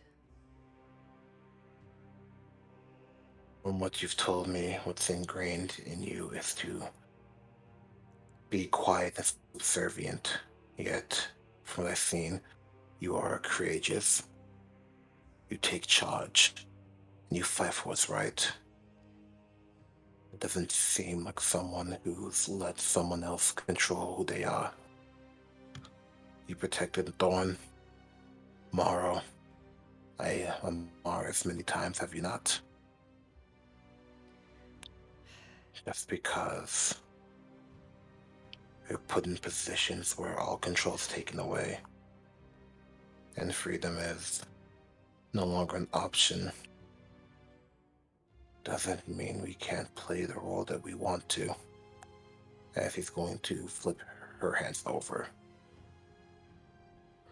If you see her hands and her arms, they're just filled with cuts.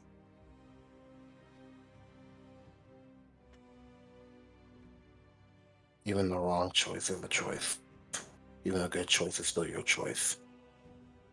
As he closes each of her fingers, you are you. Even in this moment, where everything seems like you are played in the pawn of a game, if you don't play the game, and if you play by your own rules, it doesn't matter what people try to do. That goes to you too, Torn. Yeah. I don't know, Oknev.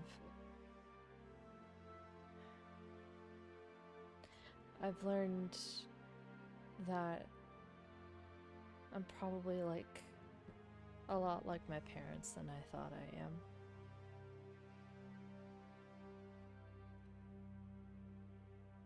And do you want to stray from that? Or do you want to take the only good parts from them and make it your own? I just want to solve this. And then And then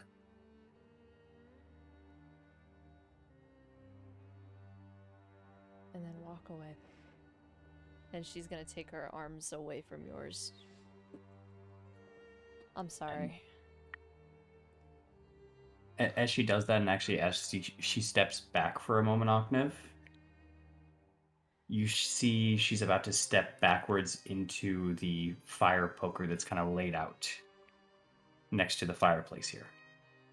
gonna As she was standing front. just mage hand the fire poker out the Yeah. way. As you Into mage hand, you pull it and move it from her position, just to avoid. Suddenly, you both hear sounds of stone moving and pushing away. As you both turn to the source of the noise and see behind the fireplace a wall moving. Hey, you were right. Opening up. That Yes, was I because of was. that. That was because of that. That was because Octave had mentioned that, and Eileen got a nat 20 while sitting next to the fireplace. As it worked out perfect narratively, as the wall moves upwards, revealing a farther on area behind the fireplace. And resting on the floor of this smoke-filled room is a closed chest surrounded by piles of gold, silver, and copper coins. The fittings and clawed feet on the chest are evidence of great workmanship. Attached to the east wall are 2 torch scones, and the southernmost one holds a torch with an intricate metal base. The other is empty, and a skeleton in a broken plate armor lies against the wall. The skeleton's right hand is on its throat, and the left hand holds the matching torch from the empty scone. As you look at this, find this revelation, find all of this information that hit all of you, and as Morrow, you look through trying to match any form of paper to these books, we are going to have to end it there for the night here. Oh my god. Yeah, I'm not trying to match. Let me just clarify. I'm not trying to match any form of paper to the books. I'm trying to find the similarities between the 2 books and trying to find the books similar to that, and then checking okay. those books to make sure to see if there are diary pages in those. That's even longer. That's even longer. That's going to take a while, but yeah. All right. But for sure, we will get to that next session. I'll talk to you about that also Holy in the shit. middle. But yeah, wow, Yeah. guys. Oh, a lot happened. Yeah. Congratulations. Why do we need? Why do we? You know, like I know we got gold, but like we're in Barovia. What are we gonna spend this on? I don't fucking care. Yo, I'll hold We on haven't to looked it. anywhere to that spend shop anything. like overcharges us. This will cover those charges, you know. I'm not spending that much. You're gonna go spend that? What you want to go spend that money so I can get a tent? Yeah, so I can pay 40 gold for a tent? Nah. I'd sooner rob that man than give him any more overcharge money. Anyway, This is coming from the cop of the group. thank Like you if all. we take that money, the accountant over here is gonna be pissed because we've already denoted the value of this room immensely. Thank you all for coming out to our Christmas Strahd stream. Many things have happened. Many revelations have been shown. Tensions are high. Let's hope that we all make it back in one piece out of this castle. And we'll see you next time in Barovia. Goodbye. Small note, sorry, before we sign off, just real quick. Just a reminder, in I think it is 2 weeks. I don't think it's on the 13th. I think it's on the 17th is daylight savings time. No matter what, we will still be on 6 p.m. PST for our sessions. So just focus on 6 p.m. PST wherever you are, because some people aren't affected by daylight savings and so on and so forth. Okay. Just letting you guys know. Yeah. Anyways. That is this coming Sunday. Oh,